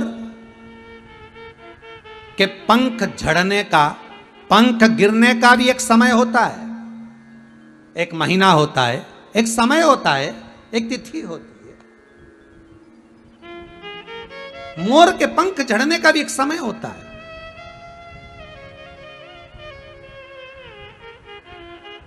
और यदि मोर अपने पूरे पंख उस समय में ना झड़ाए और उसके पहले अगर झड़ा देता है तो मोर मर जाता है। राम जी को लगा ये मोर मुझे रास्ता दिखाने के लिए अपने पंख गिराता गिराता गिराता गिराता जा रहा है और सरोवर के नजदीक मोर पहुंचा। तन पर एक पंख नहीं था मोर के, और मोर सीता जी ने पानी पिया, मोर के पास आई। राम जी ने देखा मोर के प्राण छूट रहे हैं। राम जी ने कहा, मयूर तुम्हारे पंख तो एक समय पर झड़ते हैं, तुमने पूरे झड़ा दिए, अब तो तुम मर जाओगे। मोर कहता है, प्रभु क्या हुआ, पर पानी तो पिला दिया। प्रभु अगर पंख झड़े तो झड़ जाए, पर मैंने आपको पानी तो पिला दिया ना, आप भूखे तो नहीं हो। और परमात्मा को अगर मैं पानी नहीं पिलाता, मां जगत जननी को अगर पानी नहीं पिलाता, तो मेरा जीवन बेकार था। प्रभु मोर अपने प्राणों को त्याग रहा है। राम जी कहते हैं, मोर चिंता मत करना, तेरा कर्ज अदा करने के लिए ये राम एक अवतार और लेगा, कृष्ण अवतार लूंगा। और जैसे तूने मोर पंख मेरे चरणों में पटका है, रास्ता दिखाने के लिए उस मोर पंख को मैं मस्तक पर लूंगा। केवल तेरे कर्जे को चुकाने के लिए राम आएगा, केवल तेरा कर्जा चुकाने के लिए राम को एक कृष्ण अवतार लेना है। ऋण चुकाने के लिए मैं अवतरित होऊंगा। अरे रावण तो बहाना था साहब राम जी को आने का, रावण तो बहाना है। मेरे राम चाहते तो रावण को कब का मार देते, मेरे शंकर चाहते तो रावण कब मर जाता, ब्रह्मा जी चाहते तो रावण मर जाता। रावण को मरने में देरी नहीं लगती, पर राम को आने का सबसे बड़ा कारण था कि कर्जा चुकाना था। उधर शबरी अम्बा रोज बुआरी काटती थी, शबरी अम्बा रोज झाड़ू लगाती थी, रंगोली डालती थी, सेज बिछाती थी। तो राम को तो आना पड़ेगा, क्योंकि शबरी के लिए, और शबरी के लिए आने से पहले राम को आना पड़ेगा, मेरे कृष्ण को आना पड़ेगा। उसके आने का एक कारण है।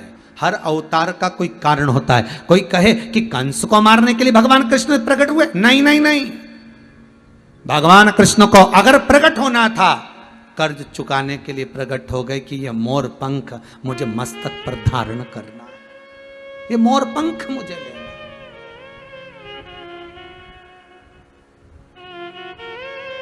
चुकाना है।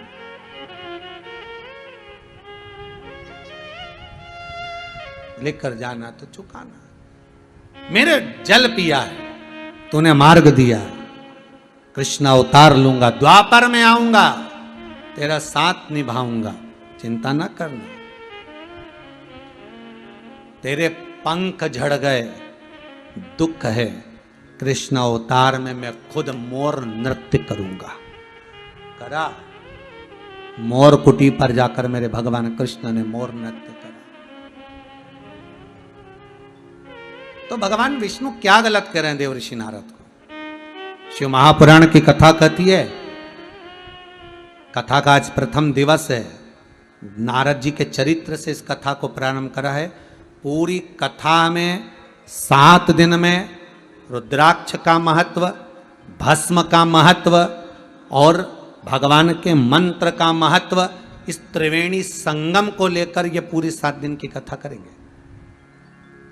एक एक भस्म का चरित्र स्मरण करेंगे कि कौन सी भस्म शंकर को कब चढ़ाना चाहिए और उसको कहां लगाना चाहिए। अगर घर में रोग आ गया तो भस्म कौन सी लगाना है, बुखार ज्यादा आ गया तो भस्म कौन सी समर्पित करें, लीवर किडनी गड़बड़ हो गया, कौन सी भस्म शिव जी को चढ़ाई जाए, उस भस्म को कैसे लिया जाए, कैसे धारण किया जाए। कैंसर जैसा रोग भी हो गया तो भस्म शंकर को कैसे चढ़ाकर उस स्थान पर लगाई जाए जहां पर कैंसर हुआ है।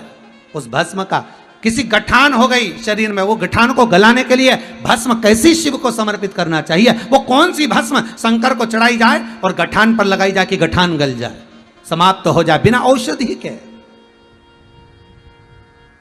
शिव महापुराण में एक एक वर्णन, स्कंद पुराण में, लिंग पुराण में, नर्मदा पुराण में एक एक वर्णन आता है। पूरी कथा में ये जो सिन्हा परिवार जमशेदपुर से जो कथा करा रहा है, इसमें पूर्ण तरह से ये त्रिवेणी संगम को लेकर चलेंगे। रुद्राक्ष, भस्म और प्रभु का मंत्र जाप, स्मरण, समझे उसको।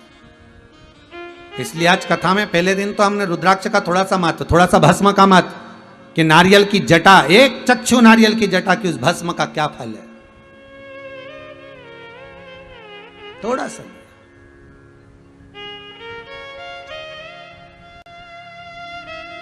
महाराज, चपटी भभूत में है खजाना कुबेर का, वो सहज नहीं है।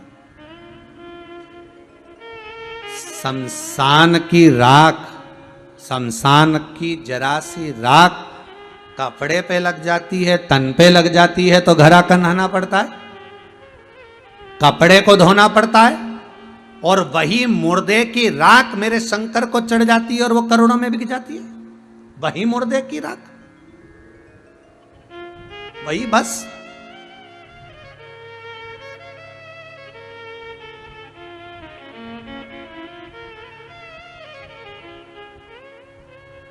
वो साधारण नहीं, वो सरल नहीं महाराज।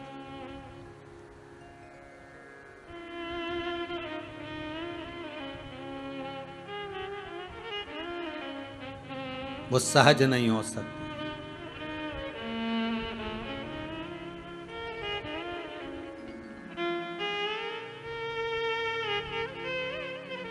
उसको पहचाने, उसको जाने। आज मेरे भोले का सारा जग ही दीवाना है, आज मेरे भोले का सारा जगत दीवाना है। सब गाइए, आज मेरे भोले का सारा जगत दीवाना है, आज मेरे भोले का सारा जगत दीवाना है। बिना मांगे मिले सब कुछ, बिना मांगे मिले सब कुछ, ऐसा अजब ठिकाना है। बिना मांगे मिले सब कुछ, ऐसा अजब ठिकाना है। आज मेरे भोले का सारा जग ही दीवाना है, आज मेरे भोले का सारा जगत दीवाना है। आओ से दोनों हाथों से ताली सेवा देते हुए जय हो। आओ ताली सेवा देते हुए अलमस्त होकर आनंद।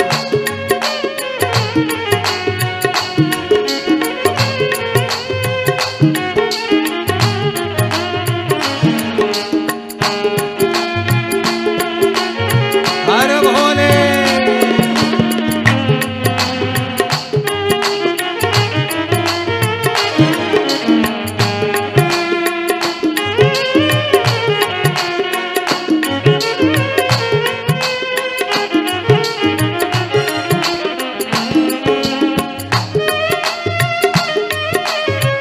जय हो।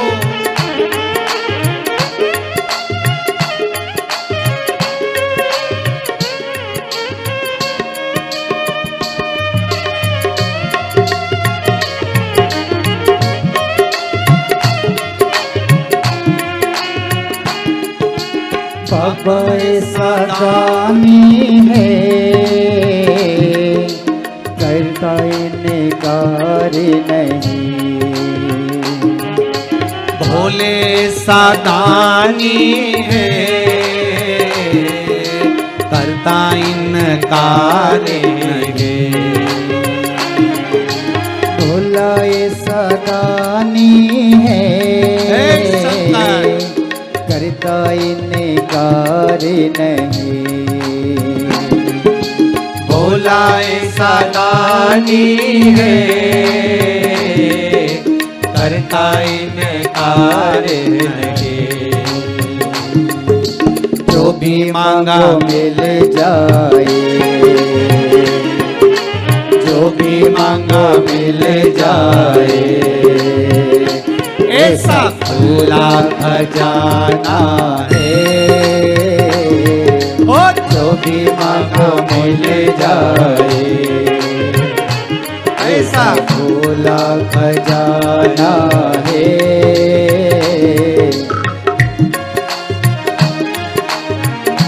हर भोले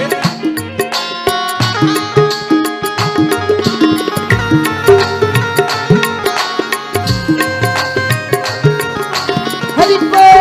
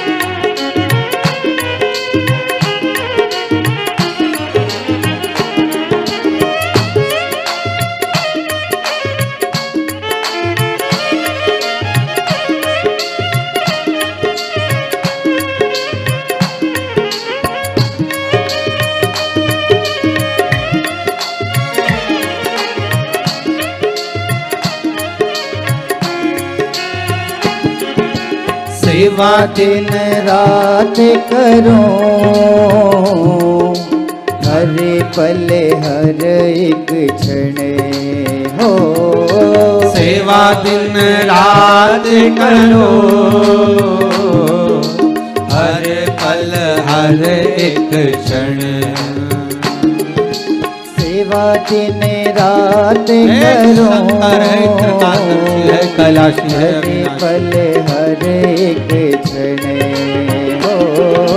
सेवा दिन रात करो, हर पल हर एक क्षण। मैं भी तेरा बन जाऊं,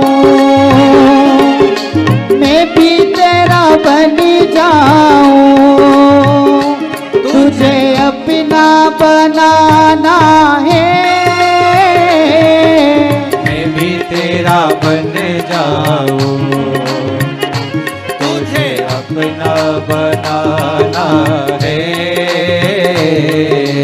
आज मेरे भोले का सारा जगत दीवाना है। आज भोले बाबा का सारा जगत दीवाना है। बिना मांगे मिले सब कुछ, बिना मांगे मिले सब कुछ। ऐसा अजब ठिकाना है, बिना मांगे मिले सब कुछ। ऐसा जब ठिकाना है। आज भोले बाबा का सारा जगत दीवाना है। आज भोले बाबा का सारा जगत दीवाना है। हर हर महादेव। भगवान विष्णु देवर्षि नारद से कह रहे हैं, नारद ये गलती है तुम्हारी, और जो तुमने गलती करी उसको सुधारो। महाराज गलती को सुधार लेना ही सर्वस्वता का, श्रेष्ठता का भाव है। थोड़ा सुधार लो।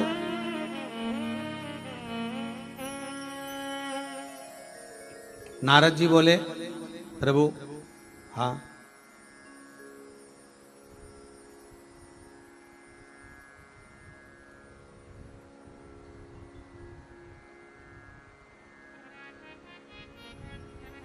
मेरी गलती क्या है? भगवान विष्णु बोले सबसे बड़ी गलती तो निंदा। आप सबसे भी निवेदन है, जितने कथा को श्रवण कर रहे हो, करबद्ध निवेदन है, प्रयास करना शंकर की कभी निंदा ना करना, या शंकर का कोई भगत हो, शिव का कोई उपासक हो, शंकर का कोई अनुमोदन करने वाला हो, शिव स्मरण करने वाला हो, शंकर का स्मरण कराने वाला हो, उसकी भी कभी निंदा ना करना। करबद्ध निवेदन। सबसे बड़ी गलती तो यह है कि नारद जी आपने निंदा कर।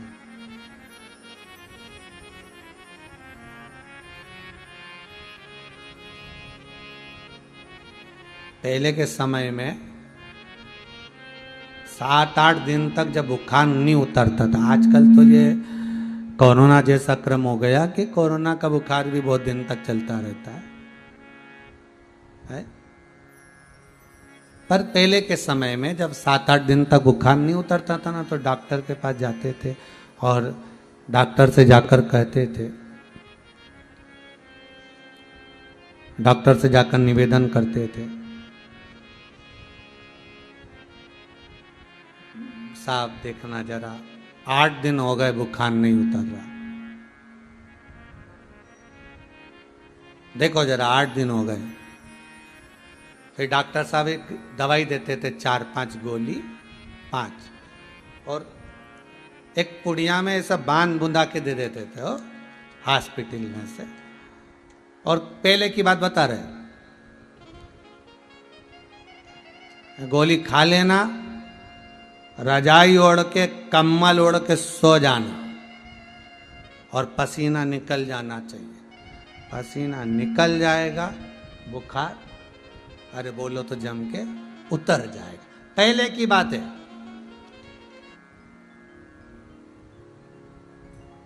एक मैसेज में कहीं लिखा हुआ था, पति और पत्नी के गुस्से में क्या अंतर है।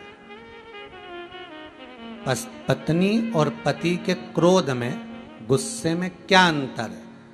तो उसमें लिखा था, पति का क्रोध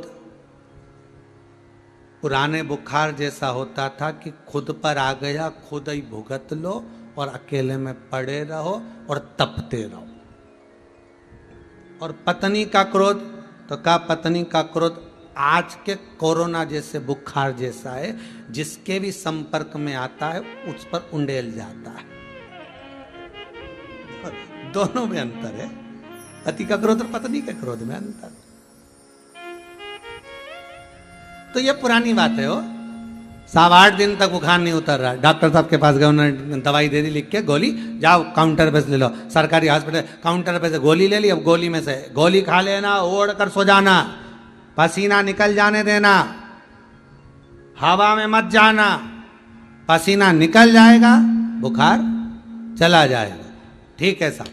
और मान लो गोली खा और हवा में चले गया तो बुखार उतरेगा नहीं, और बढ़ जाएगा। बस भगवान विष्णु भी नारद जी को ये कह रहे, भगवान विष्णु भी नारद को यही कह रहे कि इस अहंकार को निकल जाने दे। तो वो निकलेगा कैसे? पसीना कैसे निकलेगा, अहंकार कैसे निकलेगा? तो भगवान विष्णु सबसे सुंदर तरीका बता रहे हैं, भगवान का जितना भजन करोगे, ये अहंकार अर्थात जितनी राम नाम, कृष्ण नाम, शिव नाम के रजाई को, कम्बल को, चादर को ओढ़ कर सोगे, उतनी जल्दी अहंकार का पसीना निकल जाएगा। अहंकार का पसीना निकला, बुखार गया, बुखार गया मतलब फिर कोई दिक्कत ही नहीं। अब तुमने गोली तो खाई और हवा में चले गए, मतलब भजन तो करा, भजन तो करा और लोगों को दिखा कर करा, तो फिर अहंकार उतरेगा क्या, पसीना निकलेगा क्या? नहीं। शिव पुराण कह रही है, नारद तुम्हारे भीतर का जब अहंकार चला जाएगा, तब तुम्हें स्वयं भगवान का दीदार हो जाएगा। बस गलती तुम्हारी है कि तुमने एक तो निंदा कर दी, दूसरा तुमने रुद्राक्ष का अपमान कर दिया। ये गलती तुम्हारी है। इन गलती से तुम संवर नहीं पा रहे, इन गलती से तुम सुधर नहीं पा रहे। इस गलती से तुम निकल नहीं पा रहे।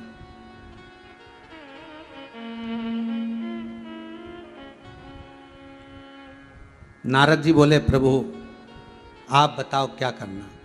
भगवान बोलते हैं, ठीक है, एक काम करो, सबसे पहले तो रुद्राक्ष की माला पहन लो। देव ऋषि नारद मन में सोचे कि अभी हाल छोड़कर आया था और फिर रुद्राक्ष की माला वापिस पहन लो, ये कहाँ का तरीका है। फिर याद रखना बहुत अच्छी तरह से, बहुत ध्यान देना महाराज,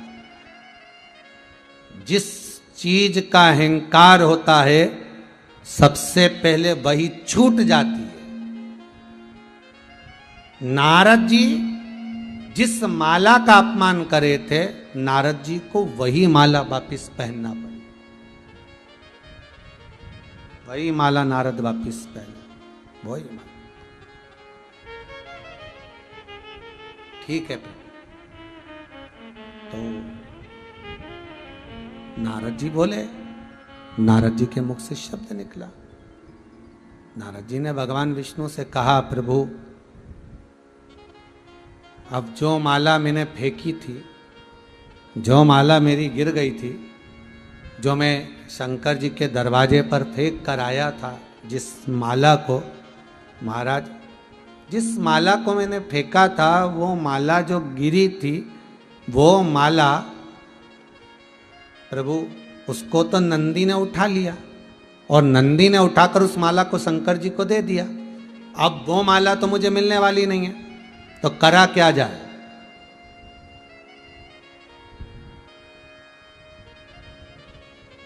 जो माला हमें मिली उसका हमने सम्मान नहीं करा, हमने उसका सम्मान नहीं कर पाए, हम उसका आदर नहीं कर पा रहे, हम उसका सत्कार नहीं कर पाए। वो माला जो गिरी, फिर भगवान कहते हैं, नारद एक काम करो, तुम जाओ बेल पत्र के वृक्ष के नीचे बैठकर अखंड अखंड भगवान शंकर के नाम का स्मरण करिए, अखंड करिए।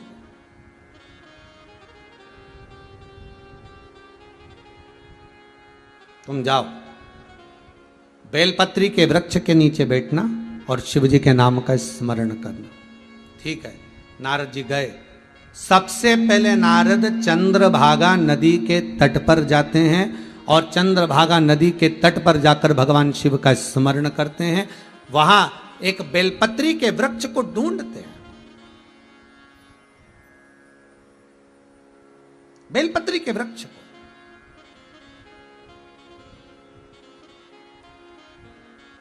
चंद्रभागा नदी के तट पर केवल देवर्षि नारद अकेले ने तप साधना नहीं करी है। चंद्रभागा नदी के तट पर भारत की भूमि के कई साधु, कई तपस्वी, कई संत, स्वयं रामानुजाचार्य जी महाराज, स्वयं श्रीमद वल्लभाचार्य जी महाराज चंद्रभागा नदी के तट पर आराधना करें महाराज, जहां देवर्षि नारद ने स्मरण किया। और कितना विचित्र, पूरी भारत की भूमि पर श्रीमद वल्लभाचार्य जी महाराज की बैठक जी में से एक बैठक ऐसी है, श्रीमद वल्लभाचार्य जी के जहां पर चरण है वो पंढरपुर है, जहां पर संपूर्ण ब्रह्मांड में, संपूर्ण भारत की भूमि पर श्रीमद वल्लभाचार्य जी की जहां जहां बैठक जी है वहां पर चरण का दर्शन नहीं होगा, पर पंढरपुर में हरि विठ्ठल की साक्षी में चंद्रभागा नदी के तट पर श्रीमद वल्लभाचार्य जी महाराज के चरण चिन्ह है वहां। क्यों?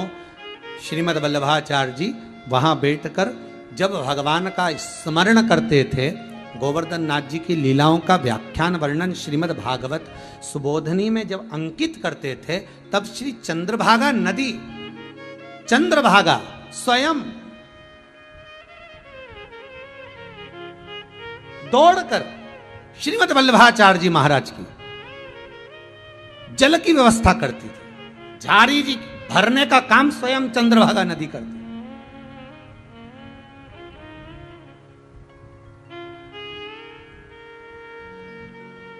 हमारे हिंदू धर्म में ये जो तीर्थवन बने हैं ये कोई ऐसे ही नहीं बन गए साहब। एक कथा प्रसंग में आता है, महाराज एक गोसाई जी राधा कुंड पर बैठकर अपनी लेखनी से राधा नाम का स्मरण, कृष्ण नाम का स्मरण, भगवत नाम का स्मरण कर रहे थे। और उनके जो गुरु थे उन्होंने दूर से देखा कि इतनी चिलचिलाती धूप में, इतनी गर्मी में ये क्या लिख रहा है। और इसके सिर के पास एक बड़ी सुंदर स्त्री खड़ी है और वो अपने पल्लू से छाया कर कर खड़ी है। तो समझ में नहीं आया और गुरुजी दौड़ कर गए अपने शिष्य के पास। शिष्य के पास जाकर देखा तो वो लड़की जो स्त्री थी वो भाग गई, वो दिखी नहीं। शिष्य से कहा क्या कर रहे हो ये, हिलाकर, उसकी सुध नहीं। वो तो राधा कुंड पर बैठा अपनी लेखनी से भगवान का स्मरण कर रहा है। हिलाया, क्या कर रहे हो? उठकर प्रणाम करा, गुरुदेव थोड़ा सा शास्त्र लिख रहा था, स्मरण कृष्ण का कर रहा था, मेरे भगवान का कृष्ण नाम मैं अंकित कर रहा था। गुरु कहते हैं बताओ, कृष्ण का नाम अंकित कर रहा है और राधा को परेशान कर रहा है। अरे कोई झोपड़ी बना लेता, छतरी रख लेता, छाया कर कर लिखता चल जाता, पर तू जब कृष्ण का नाम लिख रहा था, मैंने दूर से देखा एक स्त्री तेरे ऊपर पल्लू की छाया कर कर खड़ी थी। वो कोई दूसरी नहीं थी, स्वयं राधा रानी थी, स्वयं राधा, वो दूसरा नहीं। हमारे भारत की भूमि के जितने तीर्थ हैं, जितना स्थान है, ये कोई साधारण नहीं है। जितने ज्योतिर्लिंग है ये साधारण नहीं, जितने उपलिंग है ये साधारण नहीं। भगवान के जहां जहां भजन के स्थान बने हुए हैं ये कोई साधारण नहीं। ये भगवत स्मरण में डूबने वाले, भगवत नाम में डूबने वाले, रस तत्व में डूबने वाले।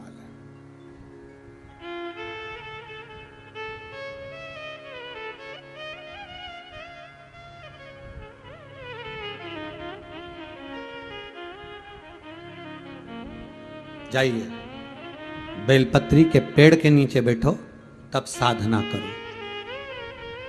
बैठ गए। जिस बेलपत्री के पेड़ के नीचे देवराज नाम का ब्राह्मण चोरी कर कर धन लेकर गया था मंदिर के अंदर, शिव महापुराण की कथा को सुनकर निकल रहा था, चक्कर खाकर नीचे गिर गया। बेलपत्री के वृक्ष के नीचे उसके प्राण छूट गए। तो शंकर भगवान नंदी लेकर आए और इस चोर को नंदी पर बिठाकर कैलाश लेकर गए। कितना महत्व है बेलपत्री के वृक्ष, कितना महत्व। संपूर्ण आज ये कोरोना महामारी में लोगों को जो ऑक्सीजन की जरूरत पड़ रही है, आज दुनिया के लोगों को ऑक्सीजन के लिए कहीं ढूंढते फिर रहा है, ऑक्सीजन चाहिए। अगर पूरे इस ब्रह्मांड में, पूरी इस पृथ्वी पर, भारत की भूमि पर बेलपत्री के पौधों को, बेलपत्री के वृक्षों को रोपित कर दिया जाए, 24 घंटे ऑक्सीजन देती है बेलपत्र। 24 घंटे कर दो रोपित, करो रोपित।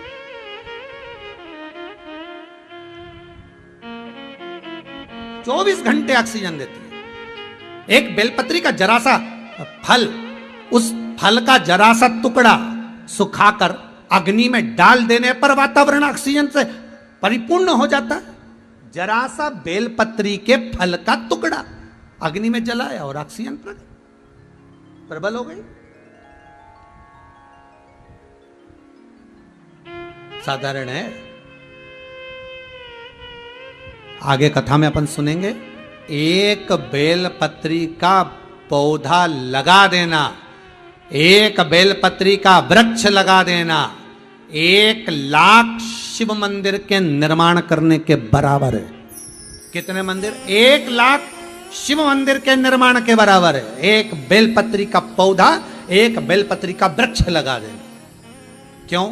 क्योंकि मंदिर बनेगा तो एक, और बेलपत्री के पत्ते जब लगेंगे, टूटेंगे, ना जाने कितने शिवालय में चढ़ेंगे, कहीं इस मंदिर में, कहीं उस मंदिर में, कहीं उस मंदिर में, जगह जगह जब बेलपत्री के पत्ते चढ़ने को जाएंगे तो एक, केवल एक बेलपत्री का पौधा, एक वृक्ष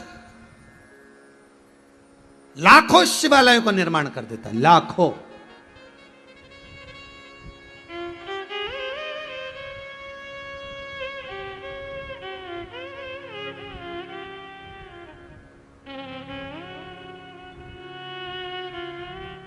अरे भाई, इसलिए 1 जून से लेकर 26 जुलाई तक, श्रावण के पहले सोमवार तक बेलपत्री वृक्षारोपण महोत्सव रखा है। आप भी अपने अपने गांव में, अपने अपने नगर में, अपने अपने शहर में बेलपत्री के पौधे को रोपित करें, उसमें पानी दें, बेलपत्री का पौधा लगाएं। आपके पीछे बिठले सेवा समिति का एक छोटा सा बोर्ड लगा लें और उसका फोटो आप हमारे जो चैनल पे नंबर चल रहे हैं, व्हाट्सएप नंबर आदि, उस पर आप अपना फोटो भेजें तो उसको भी चैनल पर, आपको आस्था चैनल पर दिखाया जाएगा, उसको भी अखबारों में छपाया जाएगा। वृक्षारोपण करिए। 11,000 वृक्ष तो बिठले सेवा समिति गौशालाओं में, मंदिरों में, उज्जैन महाकाल की नगरी में, ओमकारेश्वर में, जो सीहोर के नजदीक में तीर्थ होंगे, मंदिर होंगे, नर्मदा के घाट होंगे, गौशाला होंगी, तट होंगे, वहां पर बिठलेश सेवा समिति 11,000 बेलपत्री के पौधे रोपित करेगी, उसका ध्यान करेगी, उसको बड़ा करवाएगी, पानी डलवा कर। और आपसे भी निवेदन है, आप भी रोपित करो और अपना फोटो, अभी तक जो फोटो भेजे थे वो कथा बेलपत्र दे सकते, बेलपत्र। शरीर में ताप पड़ गया, बुखार बहुत तेज आ गया, बहुत तेज बुखार है, नहीं उतर रहा, बेलपत्री का फल लाओ, उसके अंदर का गुदा निकालो, बेलपत्री का फल भले सूख गया हो, भले बेकार कैसा भी हो गया, पर उसका अंदर का गुदा निकालकर उसमें थोड़ी देर पानी भर दो, उस पानी को पिला दो। आधा से 1 घंटा लगेगा, श्री शिवाय नमस्तुभ्यम का पानी पिलाइए, बुखार उतर जाएगा। उस फल को रख लो अपने यहाँ, उस खाली फल को, बेलपत्री का जो फल है, उस बेला जो है, उसके अंदर का गुर्दा निकाल कर उसको रख लो, और उसको रखने के बाद में 1 2 साल 4 साल रखो, और जब कोई बुखार आए, किसी को लगे, उसका जल दीजिए, उसको आराम मिलेगा, उसको फल मिलेगा, उसकी प्राप्ति होगी, आपको उसका आनंद होगा। 24 घंटे दे रहा है जो लगाओ। 1 जून से लेकर 26 जुलाई तक, सावन के पहले सोमवार तक, आप भी बिठले सेवा समिति के साथ में, आप भी शिव महापुराण के साथ में, शिव मंदिर का निर्माण नहीं कर सकते तो शंकर के एक वृक्ष का, अर्थात बेलपत्री के वृक्ष का लगाकर उसका पोषण करिए, उसको नष्ट नहीं। शिवरात्रि आती है, सावन के सोमवार आते हैं, सावन के सोमवार आए और तुमने फूल वाले से कहा, माली से कहा, जरा हमको लाकर दीजिए बेलपत्री, वो जाता बड़ी बड़ी डालियां काट काट कर लेकर आता है, बड़ी बड़ी डालियां काट कर लेकर आता है, और आपको लाकर बेलपत्री दे देता है। आप शंकर जी को चढ़ा देते हो, सोचते हो शंकर जी प्रसन्न हो जाएंगे। नहीं नहीं, शिव महापुराण की कथा कहती है, कभी किसी वृक्ष को तुमने लगाया, पहले बेलपत्री का वृक्ष कहीं लगाओ, उसमें जल डालो, उसका पोषण करो, तब बेलपत्री चढ़ाओगे तो उसका फल 1000 गुना तुम्हें प्राप्त होगा, 1000 गुना।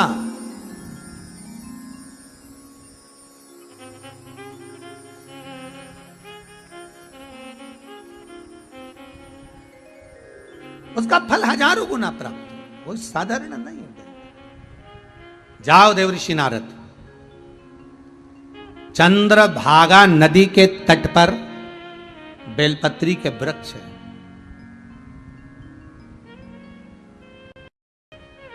मेरे श्रीमद् वल्लभाचार्य जी जहां पर भी बैठे और सुबोधनी की रचना करी उन्होंने, श्रीमद् भागवत को लिखा श्रीमद् वल्लभाचार्य जी ने, जहां जहां बैठक के वहां कोई ना कोई वृक्ष मेरे वल्लभ का, शमी का आदि वृक्ष रहा है।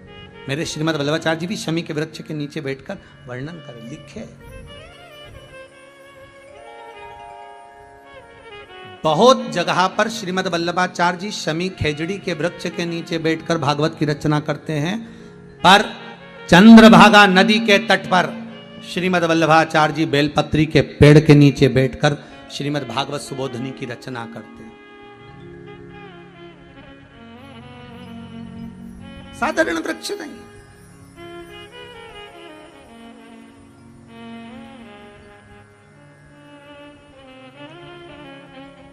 उस वृक्ष तक पहुंचे। देव ऋषि नारद जाइए, एक सुख देने वाला है।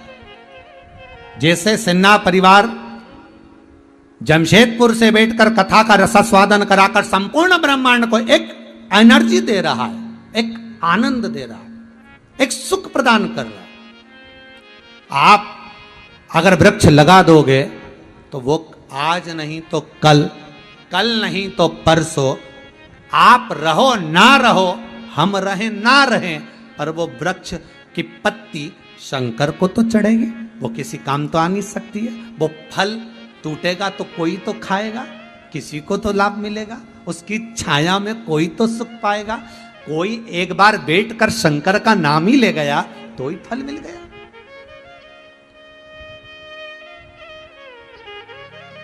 लगाओ 1 जून से 26 जुलाई सावन का पहला सोमवार तक लगो। अपनी अपनी संस्था, अपनी अपनी महिला मंडल, अपने अपने दोस्तों के साथ कि हमें पीछे एक बैनर लगाना है विठलेश सेवा समिति और श्री विठलेश सेवा समिति, और नीचे लिख देना है आपका गांव का नाम, आप जहां के भी हो उस गांव का नाम, और उस बैनर के तले आप फोटो भेजो, आपका आस्था चैनल पर भी चलेगा।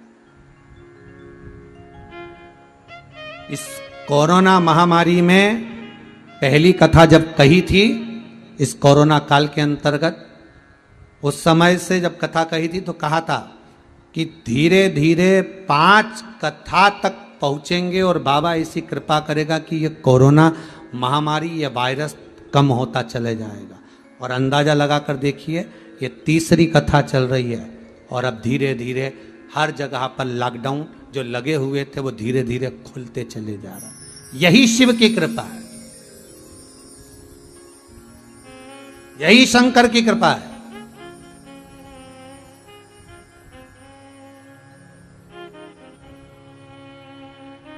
शिव उपासना में सुख ही सुख है, आनंद ही आनंद है।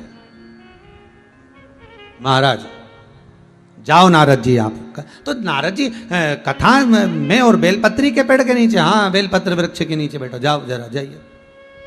महाराज जिस बेलपत्री के वृक्ष के नीचे देवराज के प्राण छूटते हैं, शंकर नंदी लेकर आते हैं, चले जाते हैं, उसको लेकर देवराज कहता है मैं चोर हूं, मैं ब्राह्मण कुल में जन्मा, पर मैंने कभी अच्छा कर्म नहीं करा, मैं कभी अच्छा कर्म नहीं कर पाया, और मेरे प्राण छूटने पर देवादिदेव महादेव आए। भगवान कहते हैं, भोलेनाथ कहते हैं, तूने प्राण भी त्यागे तो कहा।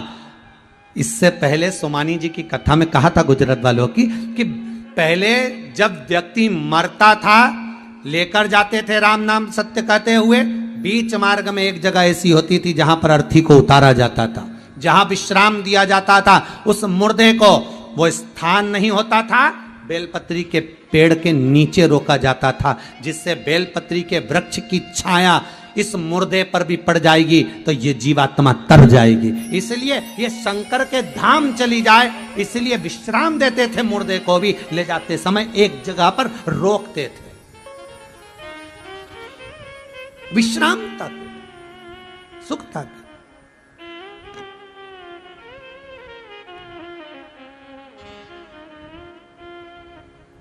नारद तुम समझोगे नहीं, एक बिंदुक नाम का ब्राह्मण था,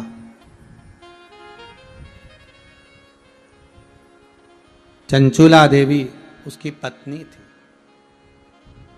ब्राह्मण था वो भी, धन लाकर पत्नी को देता, पत्नी उसका भोग करती, कभी दान नहीं, कभी धर्म नहीं, कभी पुण्य नहीं, कभी सत्कर्म नहीं, कुछ नहीं करा, कुछ नहीं। अरे भाई,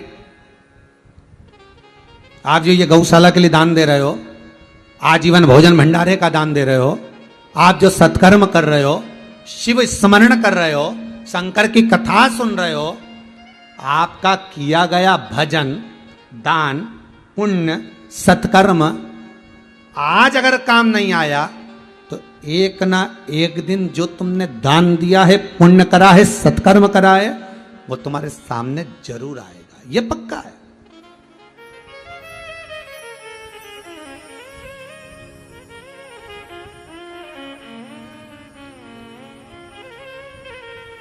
सुख सागर या फिर गीता प्रेस गोरखपुर का गो अंक कल्याण का जरूर पढ़ना। उसमें क्या लिखा है?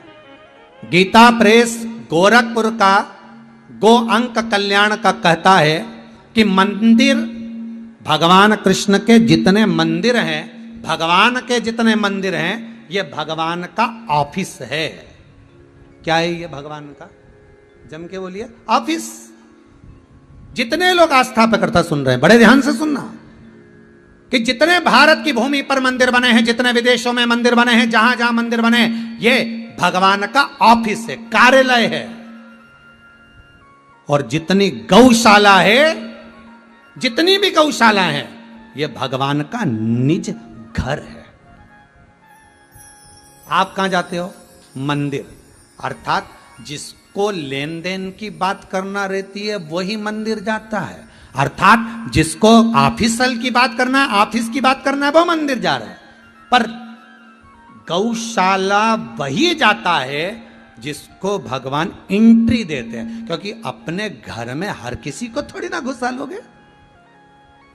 अगर गौशाला में आप सेवा कर रहे हैं, गौशाला में दान कर रहे हैं, गौशाला में पुण्य कर रहे हैं, गौशाला में पहुंचकर झाड़ू लगा रहे हो, गौशाला में पहुंचकर गौ माता को चारा दे रहे हो, गौशाला में पहुंचकर गाय को अगर एक रोटी भी दे रहे हो, गौशाला में अगर आप जा रहे हो, तो समझ लेना कि आप भगवान कृष्ण के कितने नजदीकी हो, आप भगवान के कितने स्नेही हो, क्योंकि भगवान अपने घर में तुम्हें बुला रहा है, ऑफिस में नहीं। अगर आज ये सीहोर नगर से 12 किलोमीटर दूर ये जंगल में गुड़बेला, नापली, चितावलिया, हेमा में ये जो गौशाला बनी, तो लोग अपना घर छोड़कर अगर यहाँ आएंगे तो उनको ये लगना चाहिए, उनको ये एहसास होना चाहिए कि ये भगवान का केवल ऑफिस नहीं, ये भगवान का मंदिर है, नहीं, ये भगवान का घर है। ये घर है भगवान का, जहां मेरा गोपाला, जहां मेरा कृष्ण, जहां मेरा नारायण मिलेगा, जहां मेरा शंभू मिलेगा, हर पल, हर घड़ी, हर क्षण।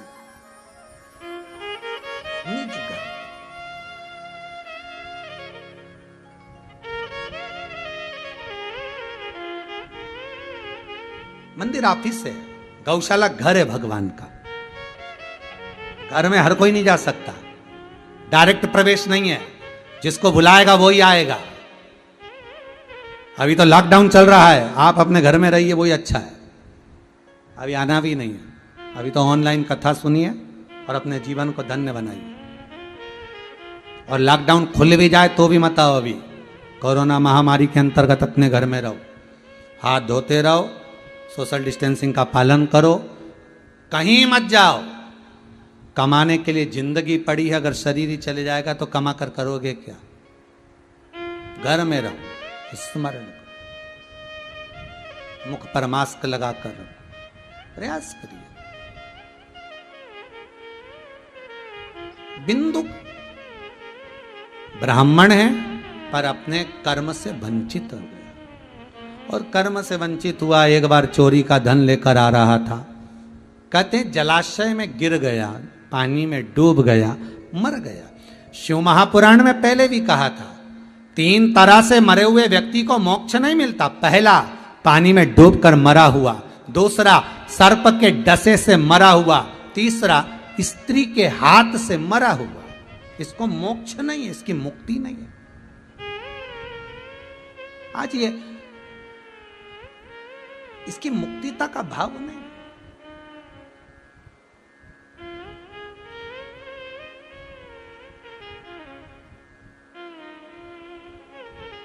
मर गया। पत्नी चंचुला देवी ने सारा कर्म करवाया, मौन हो गई, चुप रहती, गई काशी दर्शन के लिए पहुंची।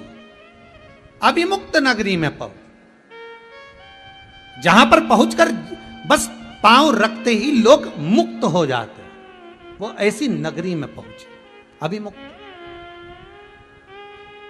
पहुंचे, शिव कथा कानों में थी, कहीं सुन ली थी, कानों में पड़ गई थी, और गंगा नहाकर आ रही थी, प्राण छूट गए। प्राण छूटे। जब प्राण छूट गए, छूटते से ही पार्वती जी की सहेली बन गई, मौन रहती। पार्वती ने पूछा हुआ क्या? मुझे मेरे पति प्रेत योनि में पड़ा है, क्योंकि पानी में डूबकर मरा था। उसकी मुक्ति का उपाय पार्वती जी कहती है, शिव महापुराण की कथा। देवर्षि नारद से कहो करेंगे। देवर्षि नारद के पास पहुंची तो कहा ये नारद नहीं कर पाएंगे। नारद जी कहते हैं मैं एक जगह नहीं बैठ सकता। तब फिर कहा मेरा मित्र है तुम रुका, वो कहेगा। तुम रुका जी से निवेदन करा